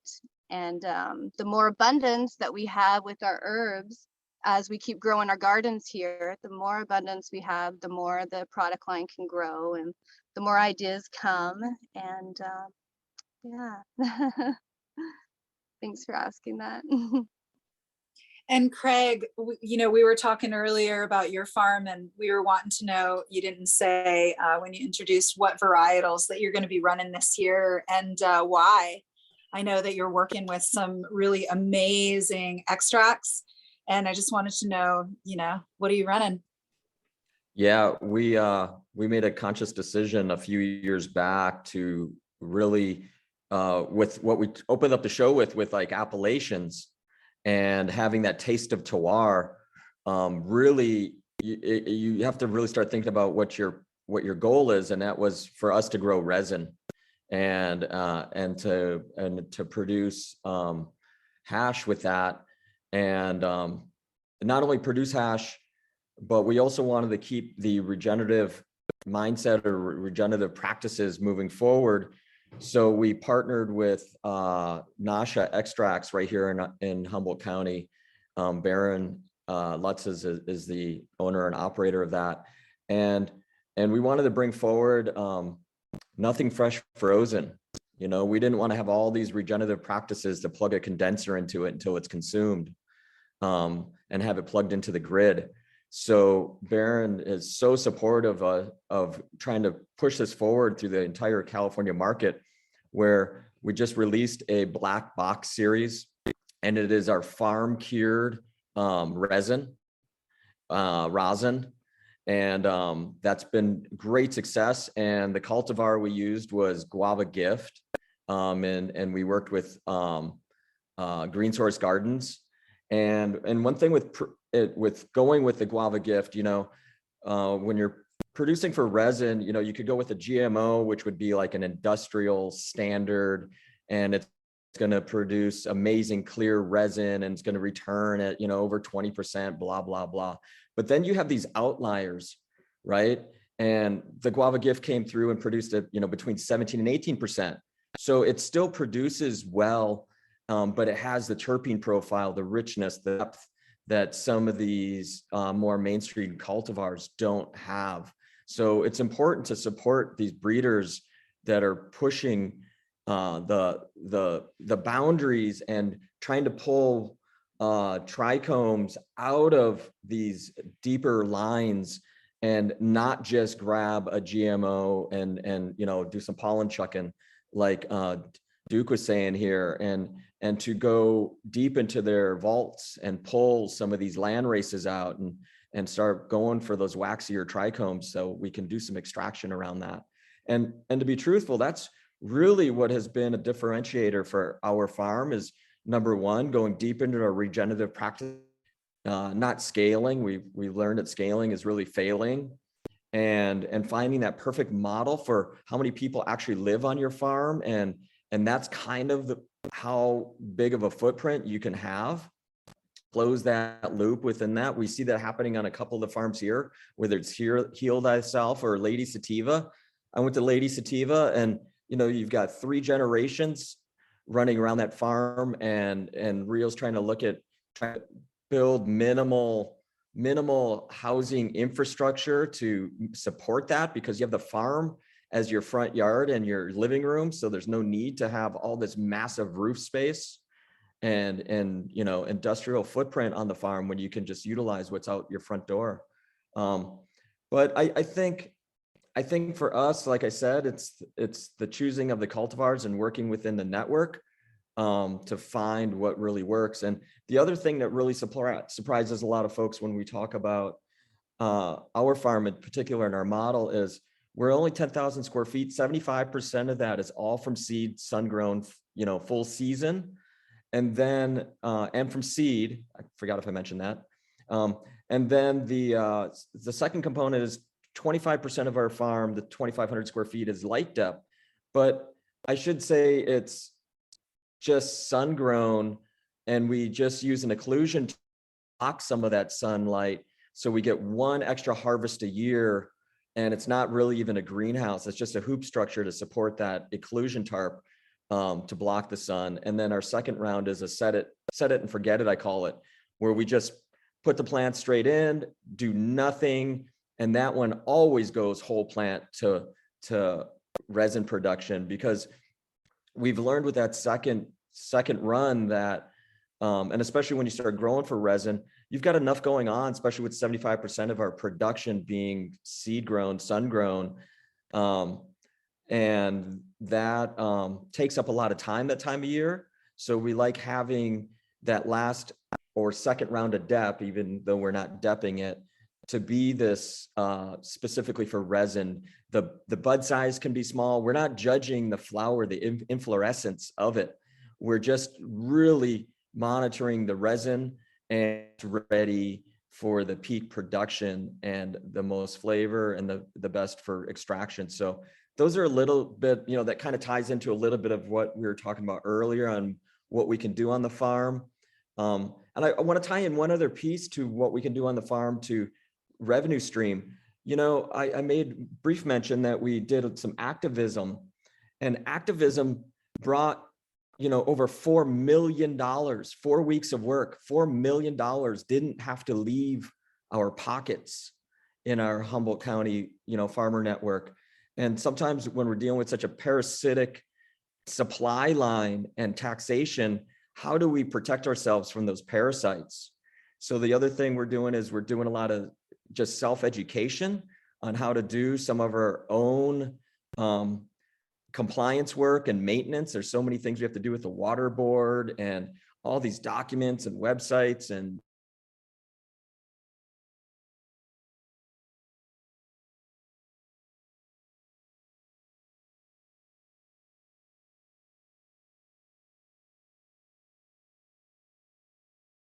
conserve and work with each other to get rid of a lot of the parasites in the supply line. I just have to say, Craig, I just love listening to you. You always speak so well. And I had the privilege of going to Craig's farm, and it is amazing. Amazing. And is that the hash that I got to smoke? The one that you're talking about? I think so. Oh, I think yeah. so. Yeah. Yeah. Fire. I have smoked some amazing fire, and that was amazing fire. Thank you for the privilege and the honor to visit your farm. And thank you, Josh and Kelly, because through you, I have met this amazing family, and it continues to grow. So thanks. Yeah. Awesome, Thank Craig. you so much for that, Tara. And I really want to shine light on Barron's work at Nasha, right? Like in a California market right now, when fresh frozen is like and it's got to be purple gas and blah, blah, blah, blah. He's not interested in that. He's in over 300 shops just doing this farm cured resin and how important that is. If you guys check out our Instagram at Alpenglow Farm 707, you can see some of these melt shots of the guava gift. And it's just this beautiful amber. And one thing with,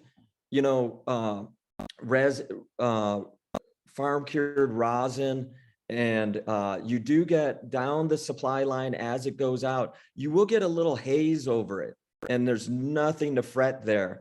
It gets a little buttered looking, but the flavor and the terps are solid. So as a regular hash smoker, I only dab.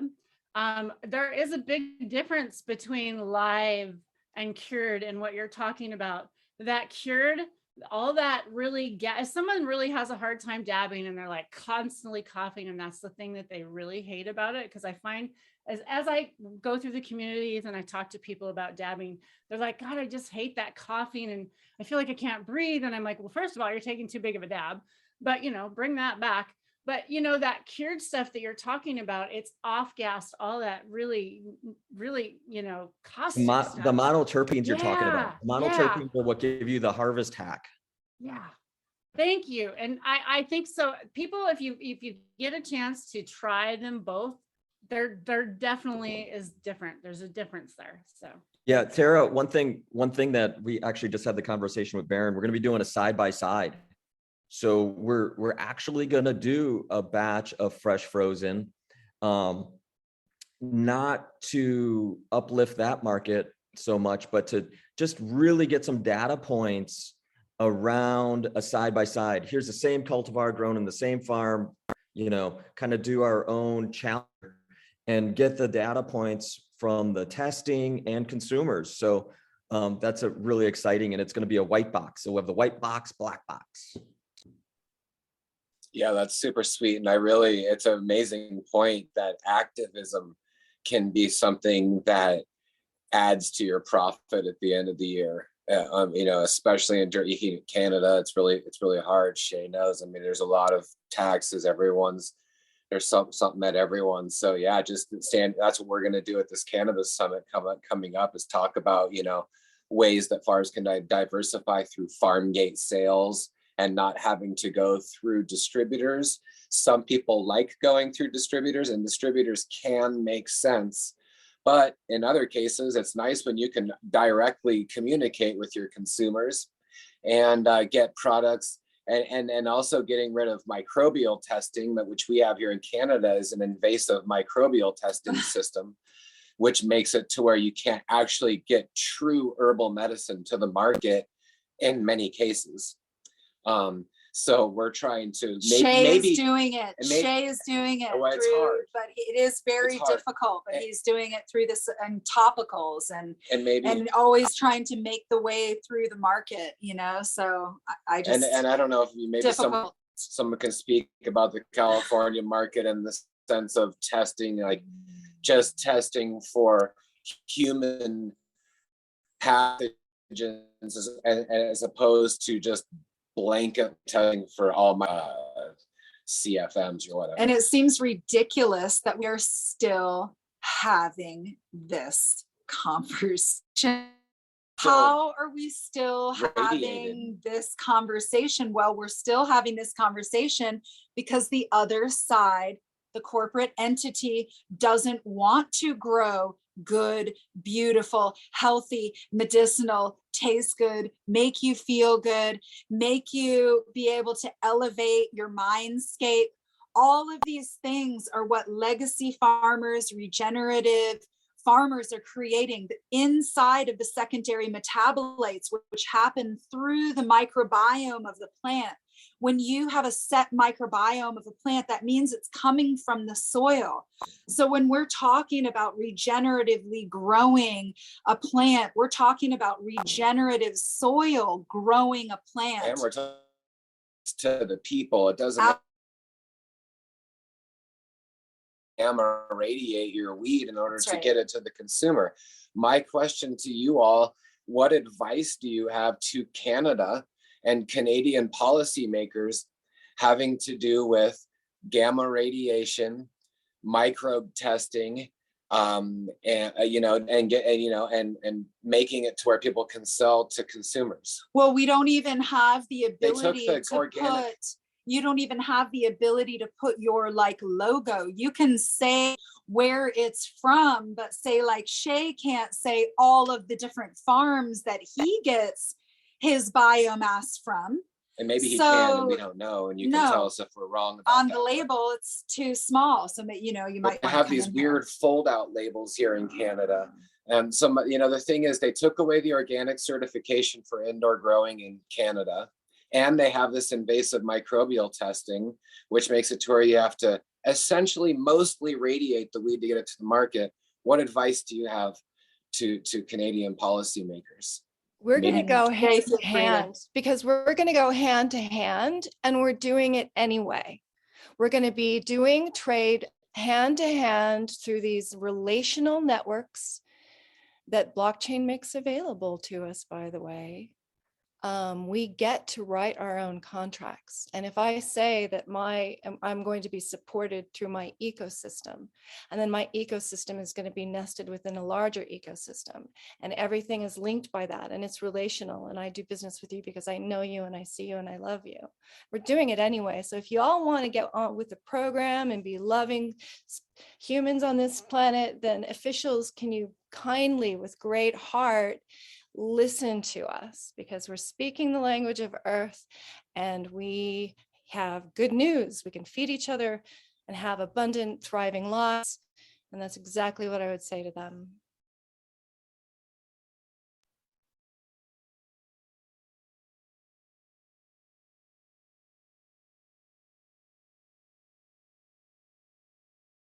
In the common sense approach, but having white papers and actual scientific stuff and back it up, and don't give them a dictionary, highlight excerpt parts, put it together, well formulated for a dummy that works in the government to understand, because they're not always the sharpest folks. So you make it easy, spoon fed, but you cite where you get it from, where it's from and everything. And and to show like maybe where somehow it would be cost effective to them to eliminate that part. So you're adding like a benefit to them as well, so it's full on reciprocal. Everybody's kind of winning. You can cite the facts like, yeah, you're not hurting anybody. In fact, you're helping people, and give it to them in a nice, you know, nice little package that you can just say, here you go on your silver platter, okay? And then, it's hard to fight, people that are going behind that, from the heart and, just the common sense, also being backed up by irrefutable, just fucking fact. So you give it to them like that, they'd be hard pressed to tell a group of people. I mean, we're talking about the same people that kept weed illegal, right? That were refuting facts. However, maybe they'll do the right thing. I don't know. That's just my 2 cents. Well, definitely one of the biggest hurdles that we have up here in Canada, and it isn't a very good reflection for the rest of the world as far as being federally legal, is that all of our legislation within the cannabis reality and whole licensing is under Health Canada. That means Health Canada talks about what we do with our plants. So of course, all of those reflections are going to be more towards the pharmaceutical market, because it's Canada. It's not Ministry of Ag. They're not treating the plants as if it should be something coming out of the ground. We're actually having to fight to get that type of education out, that plants come from the ground and that microbials are something that actually help the plant thrive. I have no idea on this sort of left turn that cannabis continues to have, as well as plant medicine, to dumb it down by isolating it and putting it into pharmaceutical hands. When we put it into pharmaceutical hands, it is no longer medicine. And that is not at all what regenerative practices It's not what created the legalization to begin with, because what created the legalization to begin with was its medicinal qualities. And so when Craig is talking about all of these amazing values that you get from his sun-grown, purely dried, gorgeous rosin from his farm, what you're getting is you're getting secondary metabolites that aren't even registered yet. We don't even have the scientific data. And I loved what you were saying over and over, Craig, we're going to get the data on this. And all I kept thinking was the DABA, because you're going to be like dabbing to do it. So you guys are going to be taking the DABA on that one. But right now, the data is a grandma joke. Sorry about that. The data on that right now is that it's all taken from indoor. A lot of it is from Israel. Some of it is from Canada, all over the world. It's not sun grown. It's not soil grown. It's not a full balanced, holistic biome that the plant has to even produce these incredible secondary metabolites that haven't even been studied yet. So the data we're getting is from a totally dumbed down source to begin with.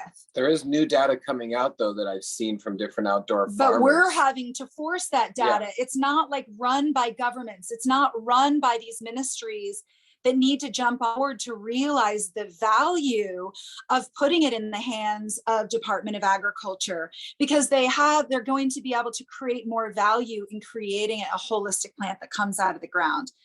Any thoughts on that? Decentralized science. DeSci, DeSci, DeSci. DeSci, DeSci, DeSci. I will hook you up with some DeSci.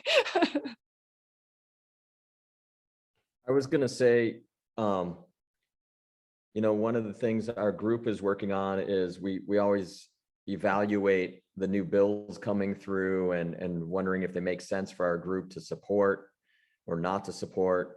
And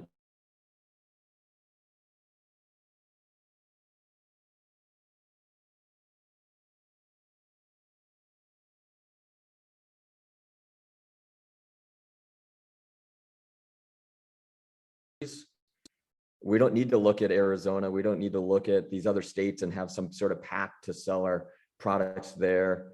I think we need to first work on our home state and move out from there. And that would be the one thing I would probably share with the folks in Canada, is to start working with your, I don't know your government structure, but your county or your province, and then move out from there. Because the other thing that is going to happen here, at least in this country, is, New York is building out, New Jersey's building out. They're going to have massive taxation for my product to come into their state, right? And then there'll be states like Oregon and Nevada and Arizona that will probably want to bring their products into California. That's not so exciting for me. So I think there's something to, definitely want to get the medicine out. That's not what I'm saying. And we definitely want to share, but what's wrong with experiential cannabis? What's wrong with having the experience when you come to that home state?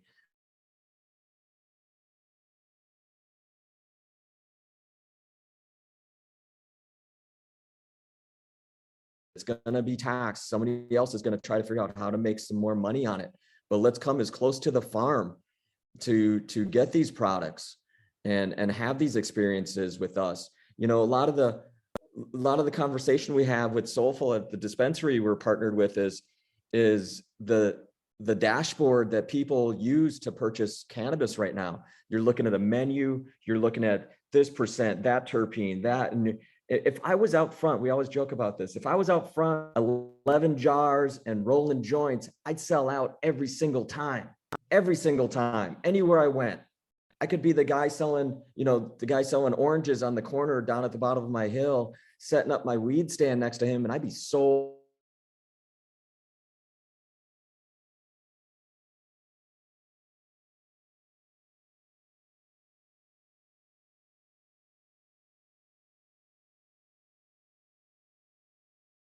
Farms, I think that's where it's at. Keep it in the hands of the farmers and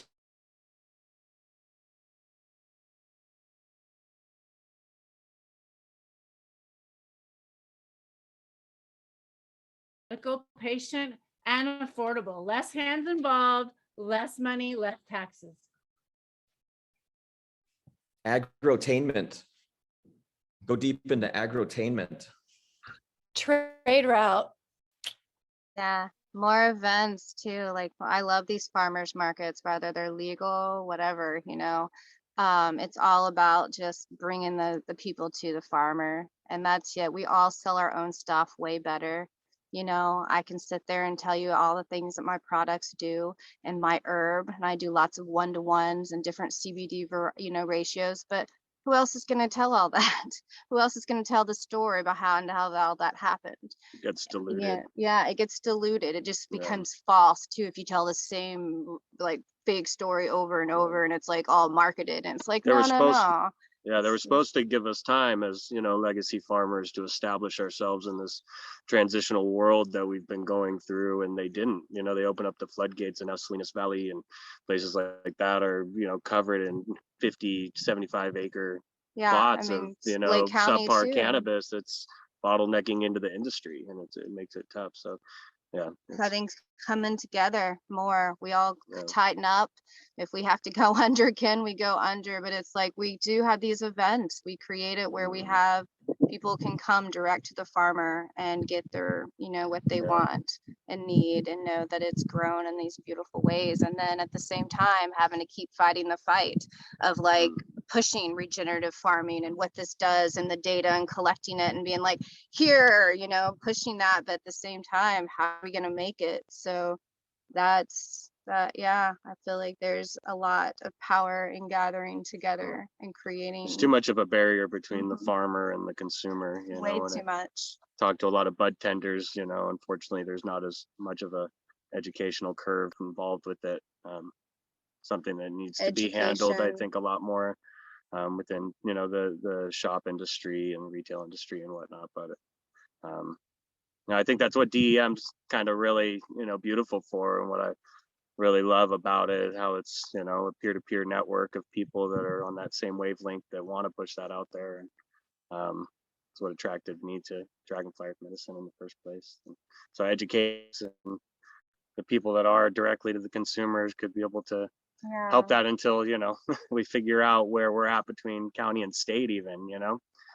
'Cause Yeah, that's powerful. Like just like Craig said, going to TPL, you know, you walk in the garden, you're able to see where things are grown. That's so freaking important. It's so cool to be able to offer something like that too. And it's an experience. Yeah. Yeah, you use the term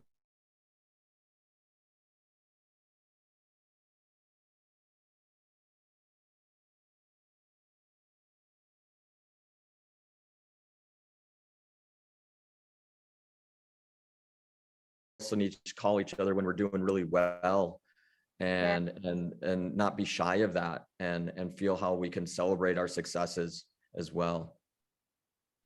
Yeah, absolutely. And like I know, like when it comes to a dollar, like I would much rather go to, like I said, like a farmer's market or any type of pop up where people are at. And like I said, get like some salves and some lotions and stuff. Like this last one I went to, I got like this really cool hand sanitizer. It's all natural and everything, super cool, cheaper than what you get in the store. Smells awesome, works great.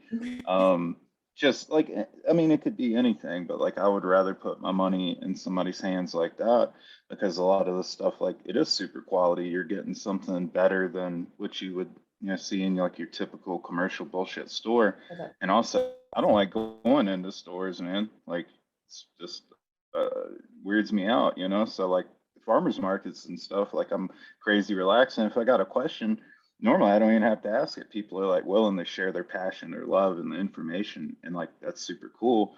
And like if I was living, like if we were all literally living around each other right now, and you know you're growing like different types of herbs, and you're growing fruits and stuff like that, I'd be buying it up, not just to eat, but like I make little ferments and everything, and I'm trying to source, you know, good organically grown fruits and everything, and making little terp juice and whatnot. But you know, everything else that surrounds it, and I would tell you, you know, like if you need, you know, seeds or anything, you know, just holler at your boy. Now, unfortunately, like we don't all live around each other. However, like we got this internet thing, right? And now I know you know, met you, know you, y'all know me. So, you know, don't hesitate. Like we can still, you know, support one another. So if you need some seeds,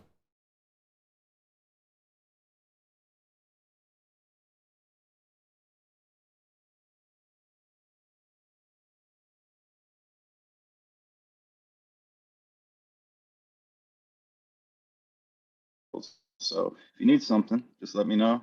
More than happy, like I said, donate it to you, man. Like, you know, money's whatever, but you know, you know, there's plenty of people out there that buy them just for whatever, and you know, I'm more than happy to share with y'all. So, if you ever need anything, just yeah, just give me a holler. You know. Can I say something? Really do. We're almost like carrying the torch of the Back to the Land movement. I mean, we are carrying the torch of the Back to the Land movement. And we talk a lot about landscaping as a garden. You know, we watch these French gardening shows, and the thing that people you know, are transformed by seeing these beautiful flower gardens and these estates.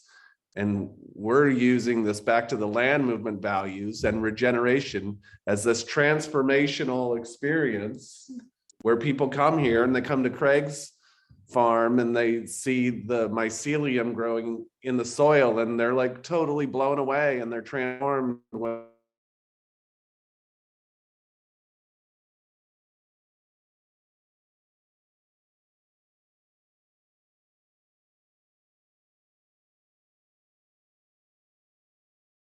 Some, you know, it's a values war in the cannabis industry at this point. It's deep entrenched values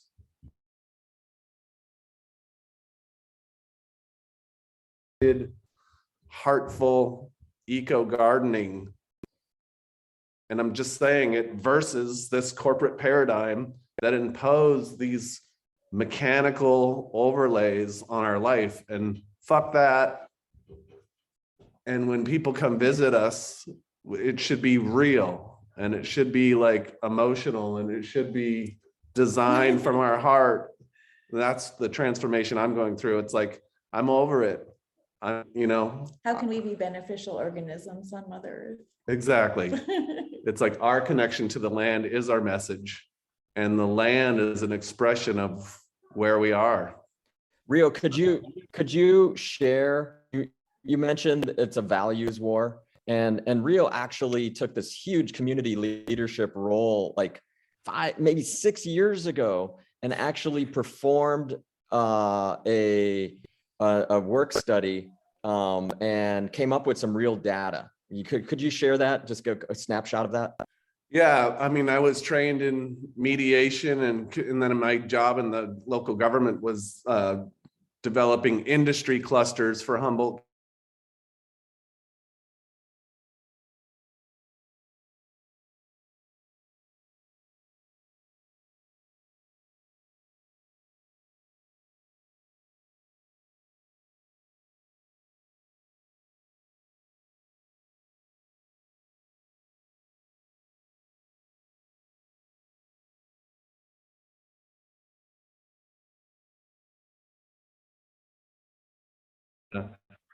I developed a whole process from my trainings on how to, get everybody to write out sticky notes of what their core values are. And then I got tables to come together with what the table thought was the top 10. And then we go and we put it up on a board in front of the group, and everybody voted on their core values. And we came up with like the top 10 core values of Southern Humboldt. And I think there's a lot of movement right now to do it again and kind of reassess, like, hey, are we living our core values? How are we doing compared to like what we were 10 years ago? And like every 10 years we could check in and see if we have that integrity of like, are we living according to what we feel? And, to me, that's happiness. It's like when my core values are aligned, I'm in harmony. But if I'm broken and off of my core, then I'm stressed. So I think that's an important thing, is to like reassess and stay core with, and not that comes out of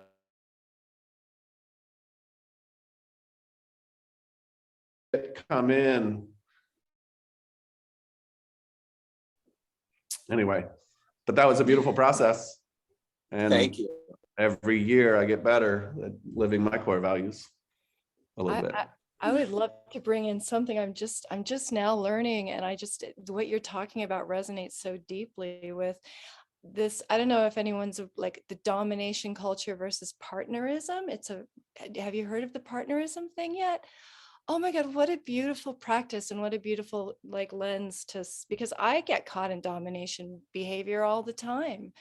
And like to learn that conflict can be redefined as when any two people get together, and that literally everything we do is by terms of agreement, and also transparency. Like if we have tensions with each other, being able to just sit in the moment and have this kind of reciprocity and like being real people together. I can't wait to practice that in my own community, and to have it with my neighbor finally, and to have it with my dearest mother, who I don't hug often enough. Anyway, I just love this community building on this level. Thank you for bringing that.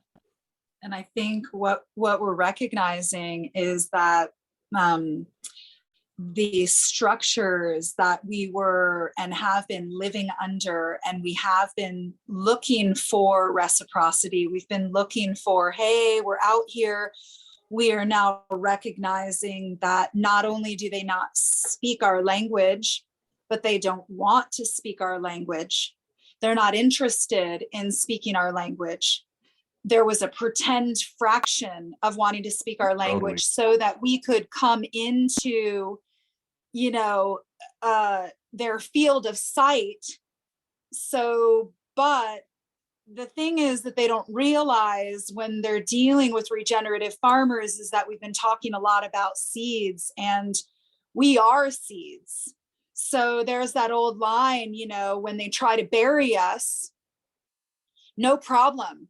That works for us. Like, we can deal with that, because what you're doing is you're showing us how you're going to bury us. And then we're going to be figuring out as a group in our mycelial network where we're going to repopulate and how we're going to repopulate. And everything that we're talking about right now is the most basic, most important fraction of the entire vision. Like, it's actually the hub of the wheel, and then all of the spokes go off of that. Like, our happiness and our health and our self-love comes from community. It comes from the people around us. And that community is also on a microbial level. And that microbial level is balanced soil that we also come from. We are no different than that. And if we don't have a true running wheel, which means that every single spoke off of it running true, you know, that cog is definitely the soil. And we're holding that. So what we're talking about here is something that you can start everywhere. Everywhere. It doesn't matter if you're in downtown. You can get together a group of people to say, hey, how can we get more beehives atop all of the different buildings here? How can we get more farmers markets? What is it that we can do to uplift the frequency that is going to hear us? Because that standardized frequency, the government no longer wants to hear us. They actually can't, because if language is frequency, it's not words, it's frequency, and the last 2 years, our frequency is shifting, then they actually can no longer hear us, and we can no longer hear them. So we have to go where the frequency is the same. And that's going to happen from us recreating the soil and nature vibe as mentor, and no longer humans being the mentorship. We just commune around the true mentor, which is nature. Sorry, I went off on that rant, but I wanted to bring it together about all this potency that you all are talking about here. And please add, anyone, jump in. And it is a back to the land movement. And I love that our land may be used for tourism in some cases, Yes. you know, bringing people to our land, you know, just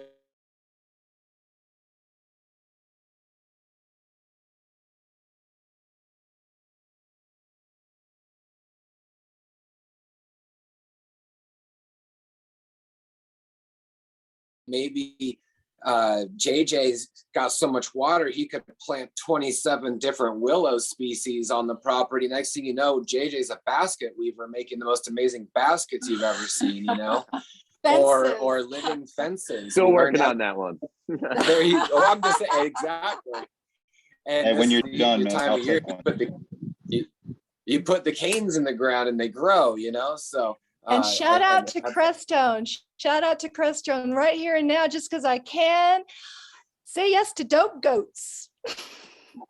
Yes. Okay. And another thing too, like, don't be afraid, like, spread the good word, like, you know, uplift your friends and everything, you know. So like, you know, any post I'm making on IG, like anything I'm using to grow, anybody to ask me like what to use, what to grow, you know, I'm not just like bullshitting because like, oh yeah, they're friends of mine, but you know, I don't have a problem telling a friend like if they're giving me something to use, it didn't work good, I'll tell them, you know, I'm not shy about that.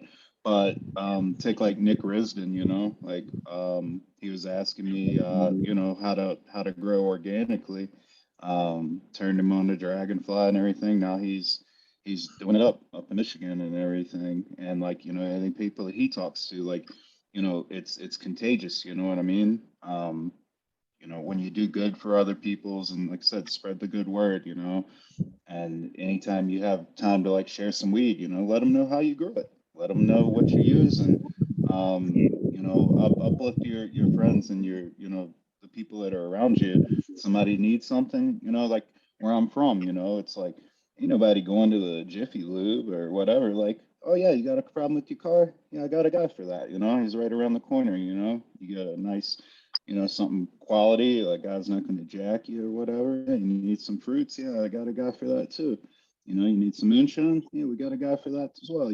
Like Got a guy. we can still do that same thing with what we're doing. We might not all be in the same local town, but you got a person for that, and we, like I said, don't be afraid to spread the good word.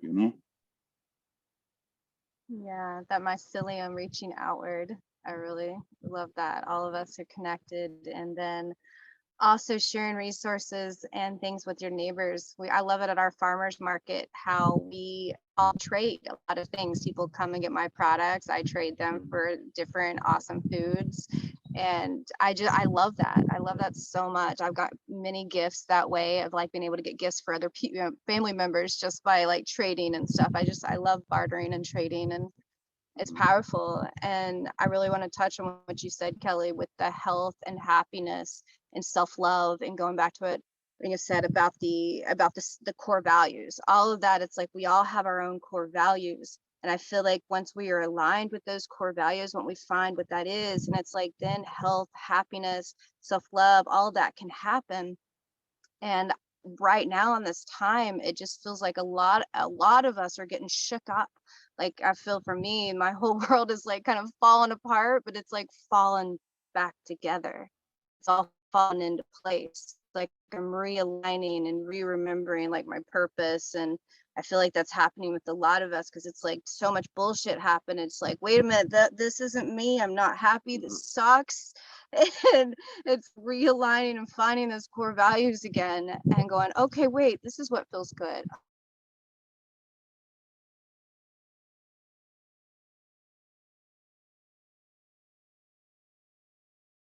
Because we are part of it, and reconnecting, getting out of the cities, getting out of the concrete, getting out of the pollution, and getting back to touching the soil, to seeing color therapy with our eyes of the plants, to being able to walk in a garden, even touch a cannabis plant, to touch a fruit tree and taste it. And it's like that right there is like, I feel like when true like health and harmony and balance can start to happen, and how it's so important with growing your own food, growing your own medicine, or sourcing it at a place that it's grown with love and loving it. And like this is evolved. Humans is like we heal ourselves, we create, we evolve, we shift. Like we're doing telepathy soon. Hopefully we'll be able to teleport to each other soon. These beautiful things, but all that has to happen as we evolve as like humanity. Like we have to have more pure thought, more just things that can't be hidden. And yeah, I feel like we're in a good sense, but it's realigning. I feel like all of us where we need to be again. Yeah, it's like recreating ourselves. I just came up with something, which is the ego, the evolutionary obstacle. So I think that, we can move, keep those parts that we need, but often it is the evolutionary gateway obstacle, and what we've been taught in this standardized sort of lifestyle that we've been living is always look to someone else for the answers, and don't share the answers with other people.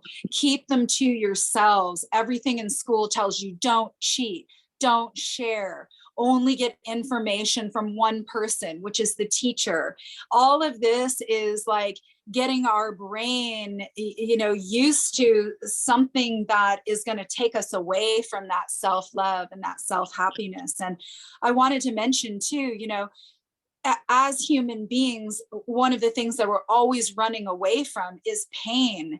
And I want to talk about like every single one of the people that you're seeing up here has either gone through tremendous pain to be sitting here, whether their farm or whether there's been incarceration for what it is that they love and what they want to do, but also, having to dig up the money from 8 years ago that you never wanted to dig up, or maybe having to risk your children to still get medicine out into the market. And when you look at this type of community, we've come from a lot of difficulties. And in fact, in the Dem Pure agreement, we agreed to get through things that are difficult because we want to delve into what is difficult. And we know that if we don't deal with difficulty, then we are not going to arise to, you know, reaching what we've always been searching for. It's like you've got to have the compost that reeks before you can have the soil that you plant into. So don't be afraid. Like right now is a great day to compost yourself. And it's okay that it's the first day to come out and say, fuck, I need to reevaluate where I've come from and start aligning with those values and that frequency that can hear me and that can understand me. Sorry, another rant, but Isn't that what we're here for? Rant and rave. Alexandra. You know, I like to add to that. First, I really love to be in that group. It really opens my heart. But there is I think that only in the midst of stress or difficulty, we are actually growing. When we are too comfortable, what we have, we're just sitting there and we rotting, so to speak. But the challenges that come our life, and nothing is handed to us that we cannot handle, then we are growing. That's so. In some way, it's sometimes hard to welcome the difficulties, but if we can shift our way to look at it, it's like, okay, there is another thing that's been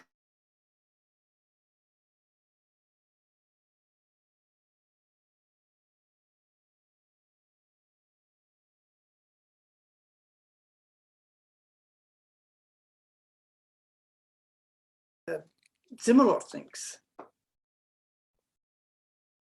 And I have a lot of appreciation and respect for you because of, you know, coming from East Germany and seeing everything that you have, seeing everything that you've seen in your life, and then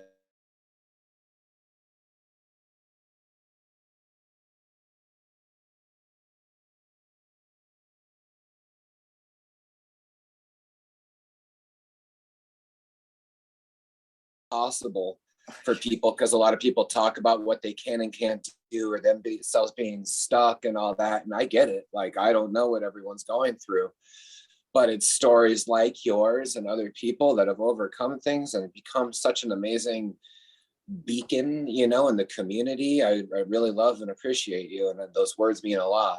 Thank you. And maybe before we end, you can help, maybe you give us a little visualization practice at the very end of this, which is coming up soon. If you're up for that, we would be love to hear. To leave everybody. Yeah, just to leave us with a nice thought. You can think about that as we you know, start wrapping up. But there was somebody else that wanted to say something there. Daniel, you had a thought, and I don't know if it still pertains, but anyone else? Yeah, you know, like Kelly, we've all been through pain, and having just been witness to childbirth again, it's incredible pain here to birth life. And, you know, when my wife is coming on, she goes, oh, we can't do this again. And it's so deep, because on the soul level, we can't do this again. We need to keep moving forward. And what I love about spirituality and physics is they're very similar. And like in, you know, 2 points, if you go from here to here, you're not going backwards. You know, there's no going backwards. There's only going forwards, but only if we learn the lessons, you know, because there is, when you start to repeat that progress, then you could say that's going backwards, but then again, there's no going backwards. And I see us moving forward, entering from what we've exchanged or what was stolen, what we replaced clean water and a healthy forest for. And it's crap. It's utterly, it's crazy. If you go into like a supermarket or like a gas station, you go, it's all, we traded this for clean water and a healthy forest. Like,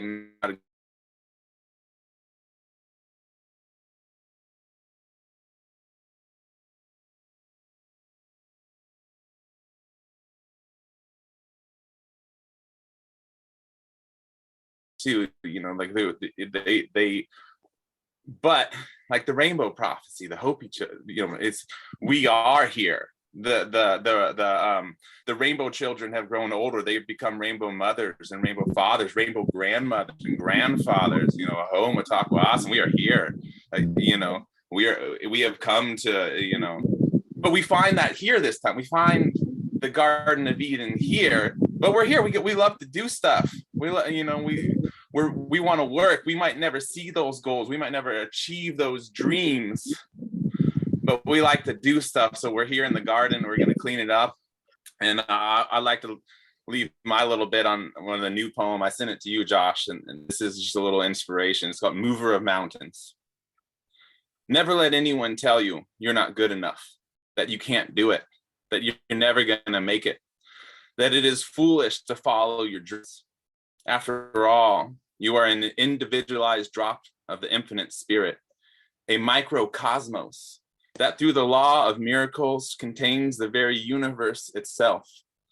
The wave of the sea dissolves in the sea, and there is no obstacle that can stop you, no storm that can throw you off course. No matter how insurmountable it may seem, in time you will find there is no peak too high, for you are a mover of mountains.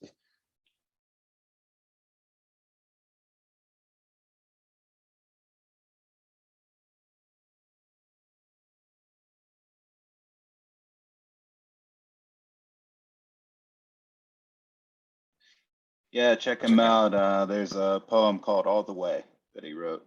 And it's about overcoming adversity and a lot of things that go along with, like, your goal, like what you really want to do in life, like what you're truly passionate about. I'd highly advise everybody to give that one a read. Super, super good. And like I said, there's problems in life, but there's solutions. You just got to figure it out.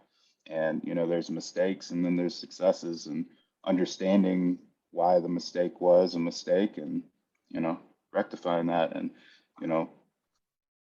improving it, and also understand why you were successful, like not living and operating by happenstance, like understanding why things are doing what they're doing. That way you can become better.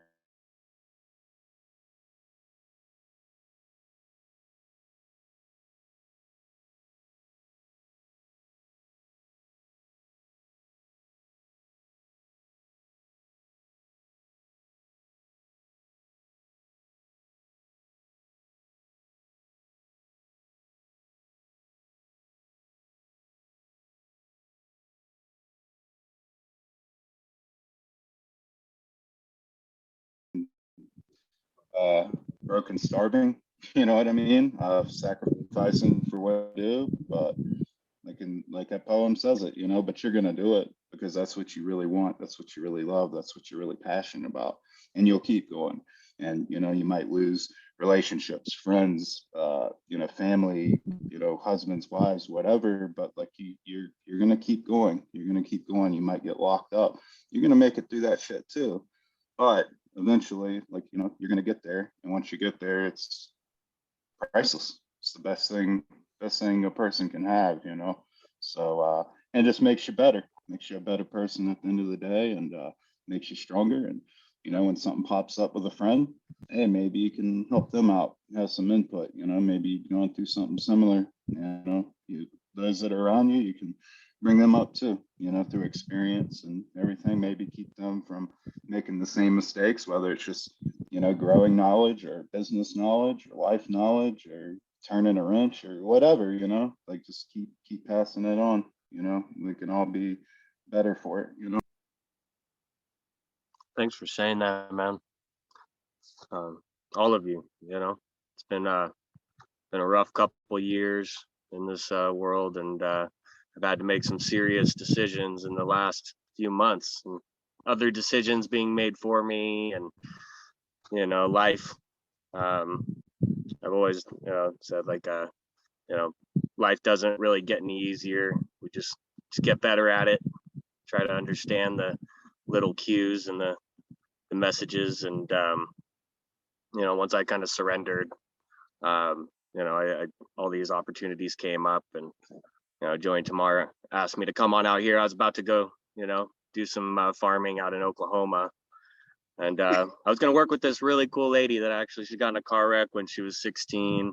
She lost her eyesight, and some other things happened to her, and and she came to, you know, a place of healing through cannabis, and it really changed her life. And she wanted to, you know, change the world with it, and like find people that wanted to and help her grow regeneratively and polycropping and all kinds of other medicines for finished products. And she had some really good shops, and she got taken advantage of by some people out there, and it really crushed her business. Unfortunately, you know, she was a really nice person and, you know, vulnerable, but she could have done some really amazing things. And but at the same time, you know, it's hard for me to move away from Cali, you know, because this is where I grew up. This is my home. This is my stomping grounds all over Northern California. I love this place, you know, and the spirit and the culture. The people that I've met here, the people that I know here. It's a really unique place. It's changed my life. But to be able to kind of let go after so much that's gone on over the last year, and then be able to come here and be able to realize that now I get to kind of go back to my source and grow cannabis because I love it, you know, as like a personal plant, and work with all different types of other medicines. And I'm working with Mario from Cosmic Force Farms, just helping him build a house for his new sheep that he's bringing in. And, you know, he's setting up this whole silvopasture setup, and, you know, for rotational grazing. And it's just all these beautiful things that I love so much. And I dedicate so much time in knowing, and that I haven't had as much time as I wanted last numerous years, because I've been distracted by things that don't need to be as important.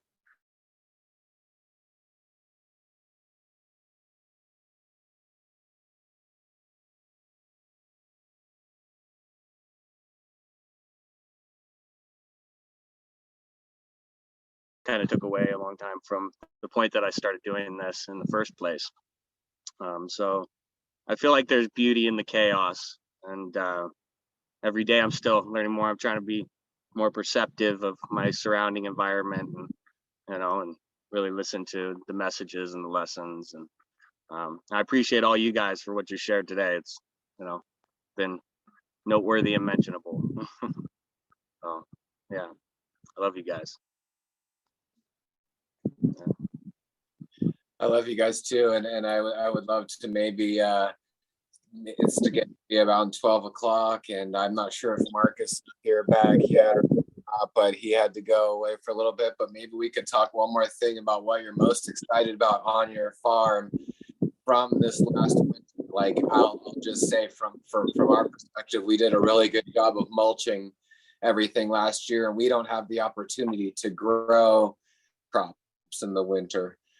Because it's freezing and tons of snow. We had an extra amount of snow this winter, so we have to really focus on mulching. And so that's why we say mulch love. Everything is mulch. Without mulch in the dream, it'll never come true. And when we're fancy, we like to say mulch, just because that's good. Bon mulch. Yeah.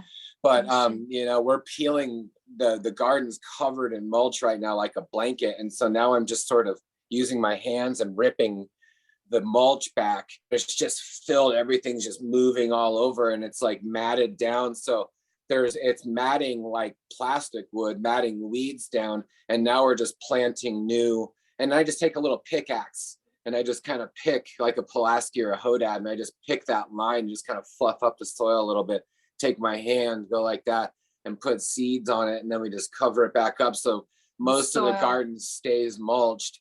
And then we just have these little babies coming up, and everywhere around us is covered, and everything's wet right now. The whole entire earth is just everywhere you walk, it's wet because of the snow melt. So I'm really excited looking at the health of the soil right now. And in some cases, we left the greenhouse on. Tina was talking about how hard it is to grow in Colorado. It's extremely difficult to grow here in the Kootenays of British Columbia too. And we get early frosts and crazy temperatures. So we use greenhouses, and that's why we've dug Wally peonies and things into the earth. And we have pipes going into the ground 6 feet for like warm air coming up. And so we do have the ability for passive growth, but we still don't choose lights in the winter. We just go for passive. So right now, as soon as the snow melts, even though it's freezing, it's time for us to plant our seeds. So I'm really excited right now seeing the health and the crazy life in our soil. And the thing that we've gone beyond making a compost pile Now all of the aisles and all of the gardens are the compost. Any food scraps you can bury in the garden or feed to the chickens. Any limbs off the trees get put in the aisles, any leaves, everything, the aisles. By this time, I'm looking at my aisles from last year, and it's an incredible wealth of soil. So now just if I want, I can just fold that aisle over onto the thing. And to me, that's what an IMO is. That's what I want. I want my indigenous microorganisms to grow in the garden from local materials, because that's what indigenous is. Because there's life in the plants that I'm using. There's bacteria, fungi, and nutrition in the plants. And then that's breaking down, fusing and sinking into the soil. And now the seeds just pop through. So I want to tell you guys, I actually heard you talking about this years and years ago, and I modeled the last hugel beds. So it was 2,500 square feet of 3 foot deep, and just like really nice lasagna tech. It was so lush, most lush garden I ever grew, and I love that model of that static compost in the aisles, and just keep on taking all that brush and that overgrowth and piling it in there and stomping it down, and the mushrooms and the life that we'd get out of that space would just explode, and it was so beautiful to see that garden evolve off of a lot of your guys' teachings.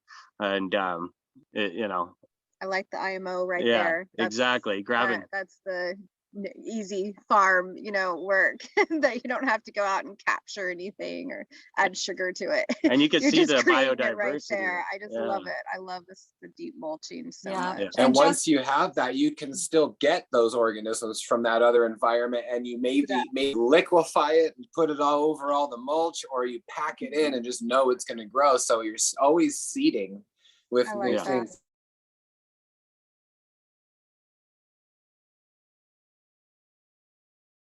Certainly bringing white rice and collecting things that grow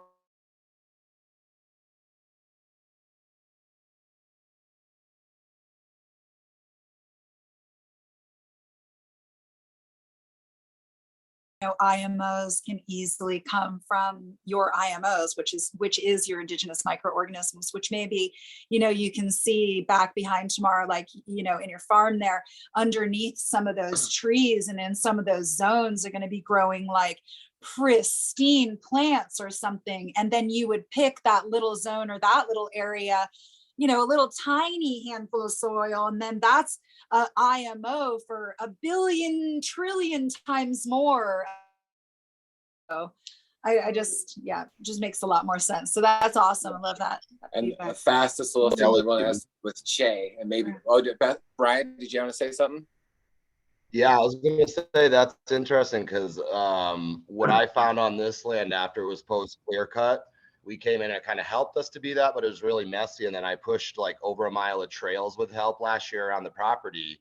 And even from the trails off the original clear cut, the skidder trails, there was a lot of deposited humus that was turned over, ancient humus, and it opened it up to exposure to the sun. So it was drying out in portions, but I've been able to isolate pockets that are kind of getting worked, but they're still fresh. And then I reintroduce like leaf litter and other, microorganism based natural litter, and kind of try to restore it naturally with fluffing it up more and letting it grow. But I've been able to pull natural forest humus out locally here, and we've shifted out of any type of purchase bounty or any ancient humus that's in a bag all the way from Alaska or anywhere else. So we're actually like implementing that forest humus of ours into the compost tea that we're growing our mycelium flats from it, and really just having a great turn off it. So wanted to share that. And Che, what were you are you doing any new tech on the land this year? And you have an area of forest that's been cleared, and you're re-inoculating and reworking things. What are some of the things you're going to be doing this year? Yeah, we do hemp up here too. It's nice to have some high quality hemp, but really I think the bigger benefit is actually like preparing the land, improving the land. So we just harvest the main colas and then chop and drop it back in and spreading microbes. This is the first year that we won't have to till. You know, that's a dirty word. It's something that I don't want to do, but we actually ended up on basically a glacial till and sand for our subsoil here. We got a couple inches of called soil or forest fines maybe that we stripped off the top, but it's been hard to get the soil structure. And so we've been turning back in organic matter, a lot of clover and alfalfa.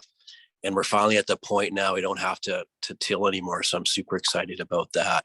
It's just a lasagna tech from here forward. Really, really thick guild or living mulch support species last year. And so it was nice to see this spring. There's this heavy mat and the snow's laid it all nice and down flat. It's decomposing super quickly because we are pretty heavy on the microbes. So it's great to see the soil really coming around. It's gone from sand to like this black loamy crumb, what we're looking for. So that's the biggest thing. I think the most exciting thing of all is to have the best soil possible, because it all comes from that.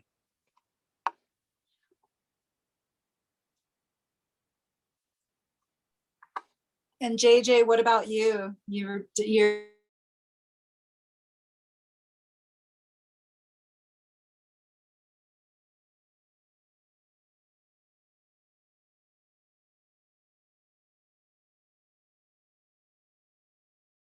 situation. So there's like really, especially on my spot, there's major drainage. So, you know, my main focus has been and will continue to be bringing organic material. So it's just like anything that I can grow. Like I've just set up a couple gray water systems with comfrey planted. So I can like get the nitrogen from my sink for that specific project. But you know, I need to get animals on the property still. I have some chickens, but my chicken setup through the harsh winter wasn't really ideal. So I had some deaths that in that, you know, department. But yeah, like, you know, my focus is definitely going to be on organic material, either sourcing it from neighbors or, you know, finding a way to either grow more things like alfalfa and things like that.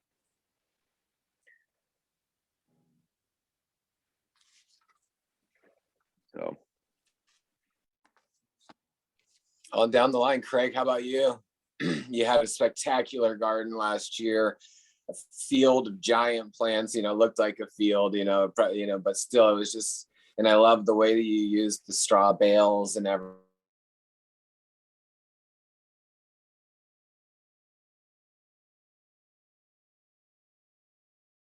Last year was our first year of scaling the farm down again by another 7,000 square feet.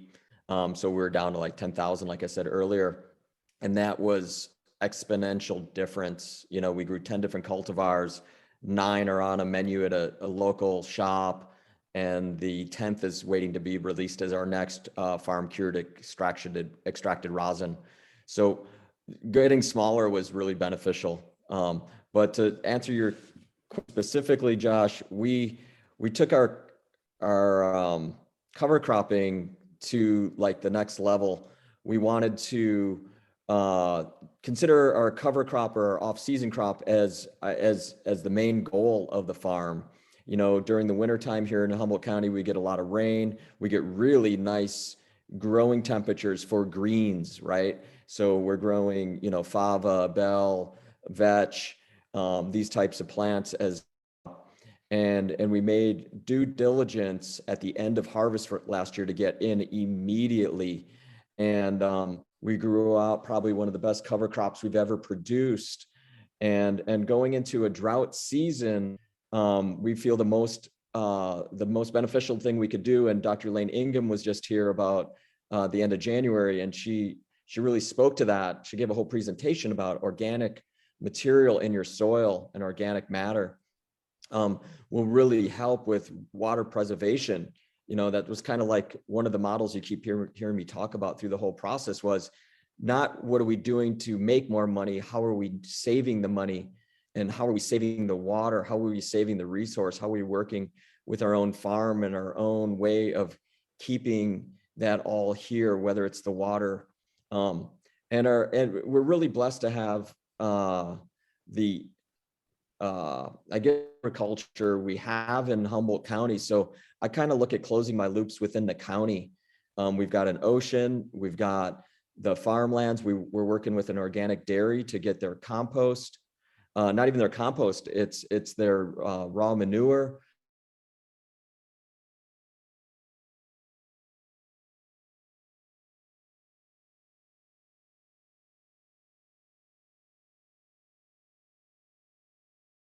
We're able to get loads of this amazing alfalfa now.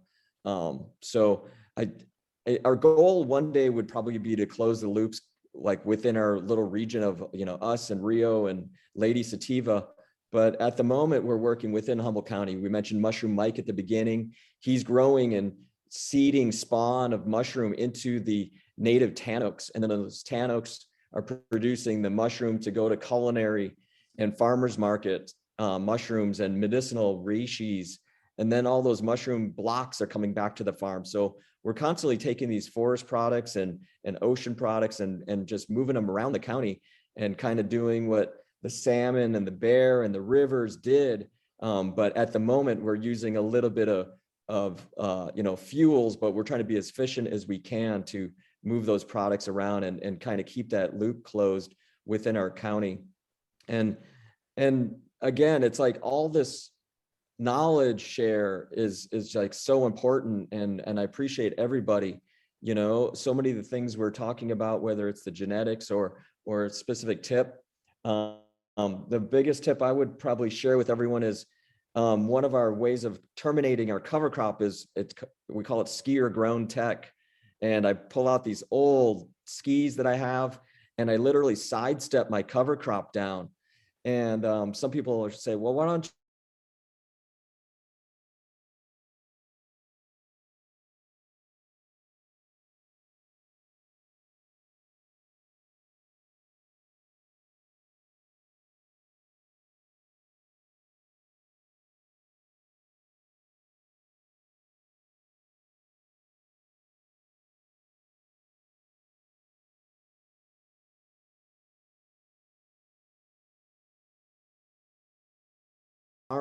you terminate all my cover crop? So having that time for the beneficials and all my insects to move around is super beneficial. So I would say, take a moment and think of other ways to terminate your cover crop. Even if you have a bigger farm, sometimes just back dragging the loader bucket of your tractor, if you have that big of a farm where you don't have the human capacity to do that. But just get away from tilling as best you can, and no judgment. Everybody takes their own process to get to that. We were in smart pots for the first couple of years. We tried taking smart pots to the next level, cardboard lined, cover crops, potatoes, all that. And then finally, we just dumped those out onto rows of cardboard. And so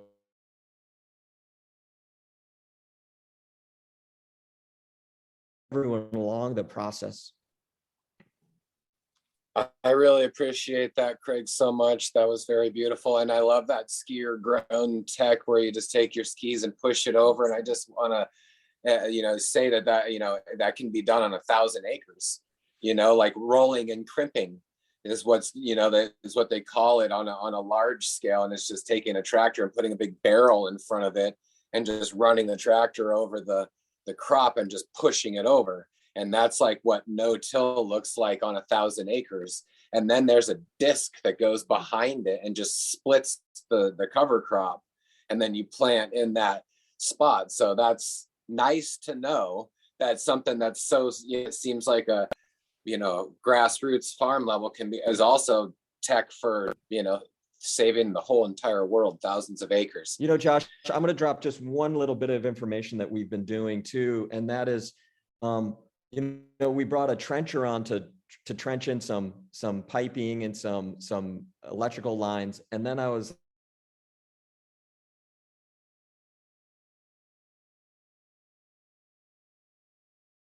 push up anywhere, and I always remember where everything is. But then I took it to the next level and I started trenching like the floor of my greenhouse and my pathways and filling it all with wood chips and a little bit of compost and building all these biological batteries within my property and all these sinks of biology. So Just always think about, like, when you're doing one task, how you can overlap those systems, and when you're going to put soil back in the earth, covering something up, what could you put back in its place as well to buffer?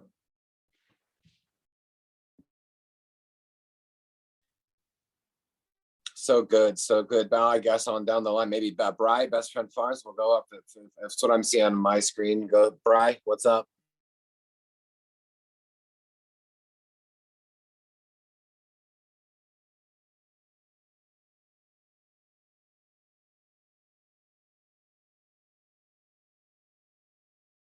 Newer DEM Pure Farmer, you've gone changes, you're transforming a clear cut. You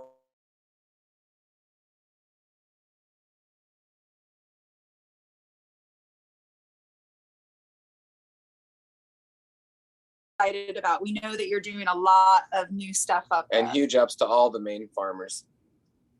Yeah, really. Yeah, thank you. And same. And like really proud of how people are doing it here in Maine. We've been able to stay medical kind of stubbornly, but also, by choice. So, and we're approaching it like a small craft and small batch mentality, which Maine kind of is anyway. So really proud of that. But I'm excited always about compost. And after we're here for our 5th year, it's finally starting to get to the point where it's got such a good continuum, and the biomass that just comes from even the smaller scale hemp and cannabis is so amazing. It seems like between like the carbon and nitrogen ratio and the local cultures or spores that are within back to it. So we got a great continuum for rebuffing the soil. And I think that would be probably the easiest thing to share, maybe, or that I don't know a lot of in depth anyway, scientific based info, but I know that we can all on any scale compost back in the cities, in the country, and really make our own compost just from the circular continuum of the cannabis and the hemp almost entirely. And we're introducing good like local fruit bodies. We had a great mushroom year. So we went out and collected stuff that was like dying back, and I got, multiple different spores to add in. It seems to be popping up fruit bodies even into the organic indoor. It's working there. And I would say that I'm actually really excited to learn so much today, and thank all you guys for, paying it back to Mother Earth, because it's definitely, it's needed. It's man, or humans rather, have kind of scarred the earth in a way that has allowed us to live here and subside. So it just feels like the most important task that we're all taking pretty seriously, and rejuvenating the earth where we've, cleared to live, to have animals, to farm. So the regenerative mission just seems so needed more than ever right now. And I'm super happy to be part of it and learn from all you guys today.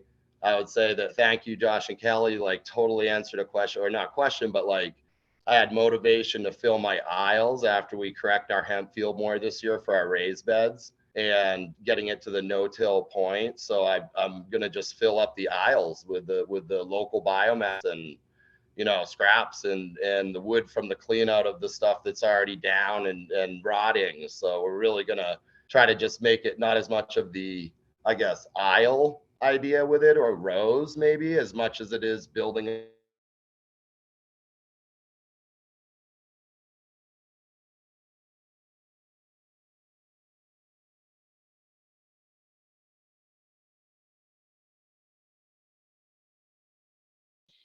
so incredibly potent. And one last thing that I wanted to say before and Duke, I don't know, I sort of had a feeling that you may know that Bukowski poem by heart.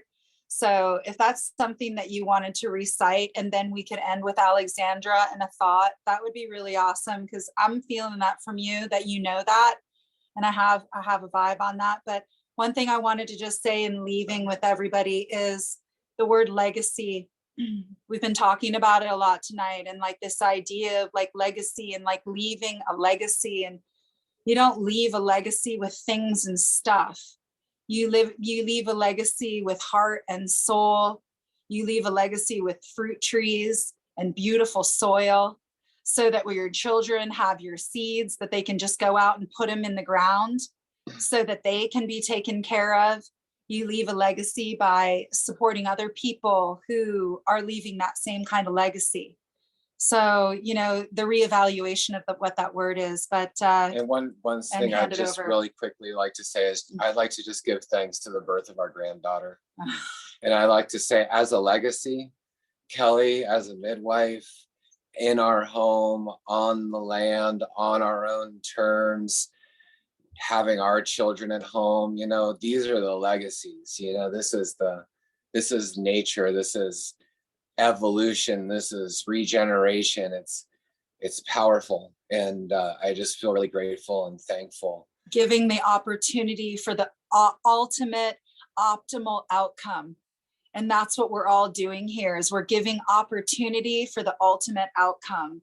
And I just appreciate you all so much. And I wanted to hand it over to Duke because I'd love to hear it.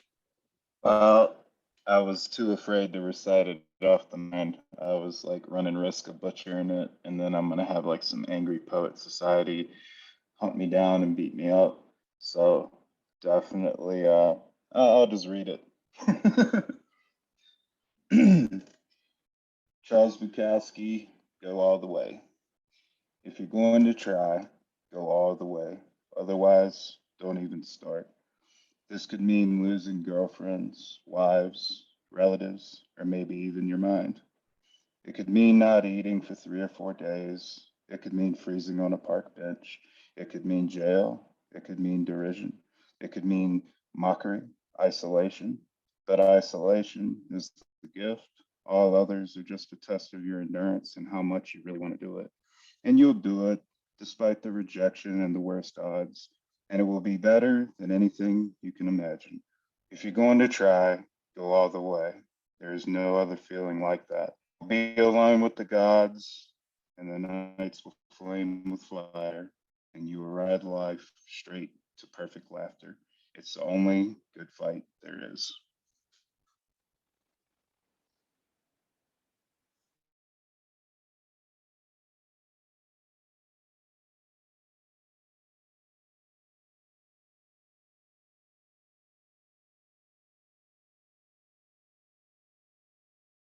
I want to give thanks to everyone out in the world watching us. Take this and make the world a better place in your world. Go do something good. We love you. And last thoughts, big thanks to Marcus for continuing to hold this space. We may not be learning people. how to make rosin right now for the first time, but we are feeling each other on a way that we have never felt before. Which makes better rosin in the end. And, Let's or connect hash. it all. It is a better hash. Thank you, Okay. Alexandra. I like to, first of all, acknowledge the mother itself. I like to acknowledge the land that you are all residing on with your physical body, the ones that are here on the circle and the ones that are watching. I like to acknowledge the people of that land that have walked and lived there long before we came. I like to acknowledge you here present and your ancestors that have passed on the life to you as you have passed on life to your children. I acknowledge life in the macro as much in the micro, life that we are seeing and life that we are not seeing. I like to acknowledge the uniqueness of life that comes through all of you in such a beautiful way. And in our heart space, we shall connect to each other. We shall accept the light of the earth in our heart, and the light of the cosmic heart, to be married with each other.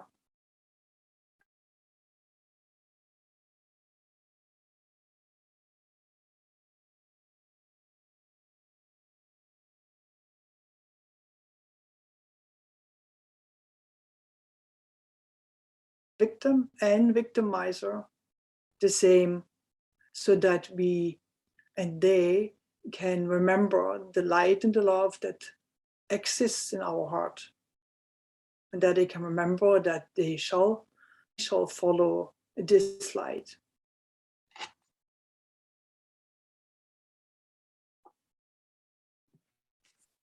Mataka Wyason. Thank you.